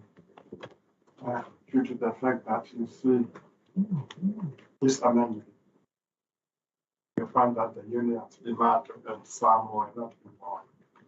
They were just invited to the workshop, they didn't attend. And they will give you the writing notice to comment 5 days to end. I was not sure what is their position, that this thing is going to affect it on the other side. So we decided not to abstain. Thank you very much for indicating your indication.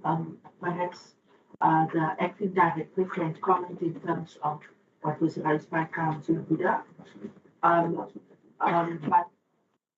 Mr. Crystal, is it fine if I allow Councillor Porter, then you can respond to the two. Councillor Porter, you proceed. Thank you, Speaker. A very simple one. What defines or how is it constructed? This thing, the local labor forum. Thank you very much. Acting Director, you may proceed. Madam Speaker, yes, it was. As normally the practice is these workshops before it's been labeled at the LRF. So the unions was given 2 opportunities, and as the item stated, it was at the LRF where the unions was present, 12:38. So it was discussed and was accepted on that platform. Thank you very much for that clarity. And then, yes, thank you, Emil. Then Mr. Christo, Councillor Porter asked what is the ELF and how is it constituted or constructed?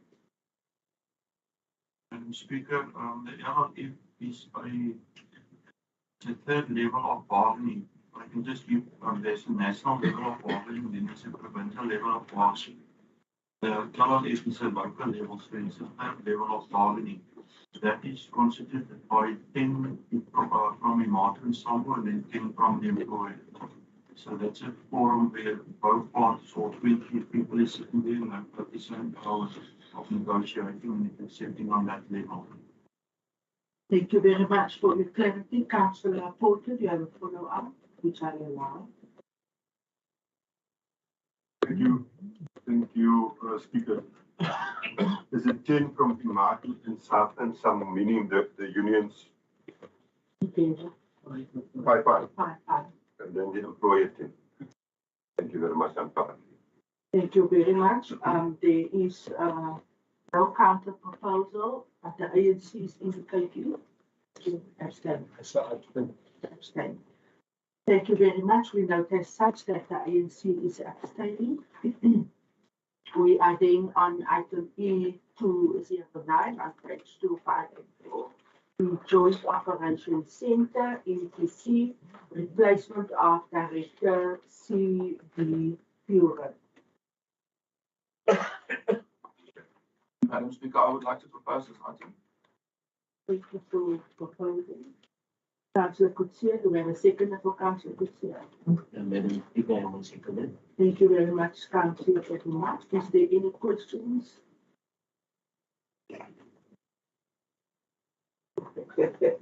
I heard that in the item then carries unanimously, and I saw Councillor Porter. We are then on item E210, page 2585, the division of costs, annual blue flag agreement, Mossel by Municipality. Recommendations listed 1.1 to 4.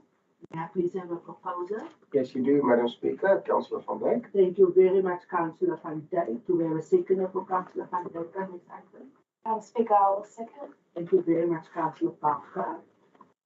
Do we have any questions of clarity? I see the light of Councillor Fowles and Councillor Buddha in that order. Thank you so much, Councillor Fowles. Thank you, Speaker. Speaker, if we didn't get clarity, it might have been in the report and I might have missed it. But if I'm understanding it correctly, we are going to be, I might misunderstand, so please forgive me if I have, that we will be reimbursing the article fear for monies in the past. For what period of time is it exactly and what is the amount? It is so, thank you. Thank you for that question. Councillor Buddha, you can pose your question. Madam Speaker, thank you very much. Now all of us, we like the clean town. People going to the clean town, all the tourists, they come to clean town, are welcome. So that as long as not going to be article, the article here, not that there's very little things. It's not going to be article in Ireland. When you see me shaking the arm, nice fun. There is for Mossel, so all of us, thank you for your input, Councillor Buddha. Then there's a question of clarity in terms of the cost. Will it be our CFO or municipal manager? Director now. Well, Emil, is it Director now? No, to answer the question, it's not as paying back years of money. It's the last service they rendered the past season. The last season, we just want to pay them for that, because it's such a huge poor bill per council. We were supposed to pay everything on the Blue Flag beaches, but they're actually doing us a favor because of the amount of visitors visiting our council and so on. Thank you. So you're saying that it's for the previous December holiday season, that cost. Okay. Councillor Fox. Thank you, Speaker. I appreciate the reply. If we can just get clarity on the cost in the region of what it's going to cost us. Thank you. Thank you very much, Chairperson, I unfortunately don't have the cost here, but we can give it afterwards, please. We can give it afterwards to council with Joey. Yeah, with Joey. Oh, Joey's with you guys now. Do you have the amounts now so you can close it to council? Thank you, Mr. Jonathan. Now we can use it to the council after. Councillor House, that information will then be provided to you. What will your position on this item be? Thank you, Speaker. Speaker, I will not call this out. I just want to ask, I have asked in the past with our items, there is a little subsection called financial implications, and that these type of things should be included in the item. It's unnecessary that we have to every time send emails to ask what the cost implications will be on the matter. Thank you. Yeah, you're absolutely correct, and we noting that very valid input there. The item then carries unanimously, and Councillor Buddha will also go to that blue flag page. On item E211, page 2, 5, and 7. As councillors' remuneration, non-returning councillors, for the period of 1 July 2021 until 8 November 2021. We have the diagram there indicating which councillors and the cost. Can I have a proposal in terms of the approval of this item, please? Proposed, Madam Speaker. Thank you very much, Executive Mayor. Do we have a seconder for the Executive Mayor? Madam Speaker, I'll second. Thank you, Finance Chairperson. Any questions of clarity, Councillor Hans? Speaker, in terms of the decision made by our national executive, the ACDP will answer on this item. Thank you very much. We're noting that the ACDP is abstaining. Is there any other questions? Councillor Buddha, your name is not here. If there's no any other input, then this item then carries with the ACDP is indicating they are abstaining. We are then at item E212, and we will allow for Councillor Satusha to excuse herself very quickly and come back when we are done.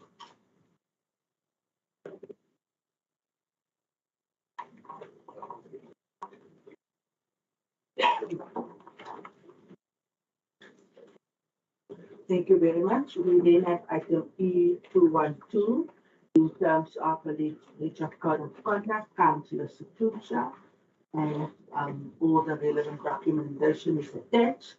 Recommendations per point 1 to 4. Do we have a proposal in this regard? Is there a proposal on the item 4? Yes, Speaker, going for the second. Thank you very much. Councillor Bevuma is proposing. Do we have a seconder? Yes, Speaker, John. Thank you very much, Councillor Bumbu. Is there any questions of clarity or any counter proposal? There is none. The item carries unanimously. Councillor Satusha may return to the chamber. Thank you, Auntie Maggie. Councillors, we will now go into in-committee, and I will now take this opportunity to thank our members of the public for joining our open council meeting, and we will allow for them to excuse themselves from the gallery, and we wish you a fruitful day. Council will now go into committee. Yes, Councillor Porter, you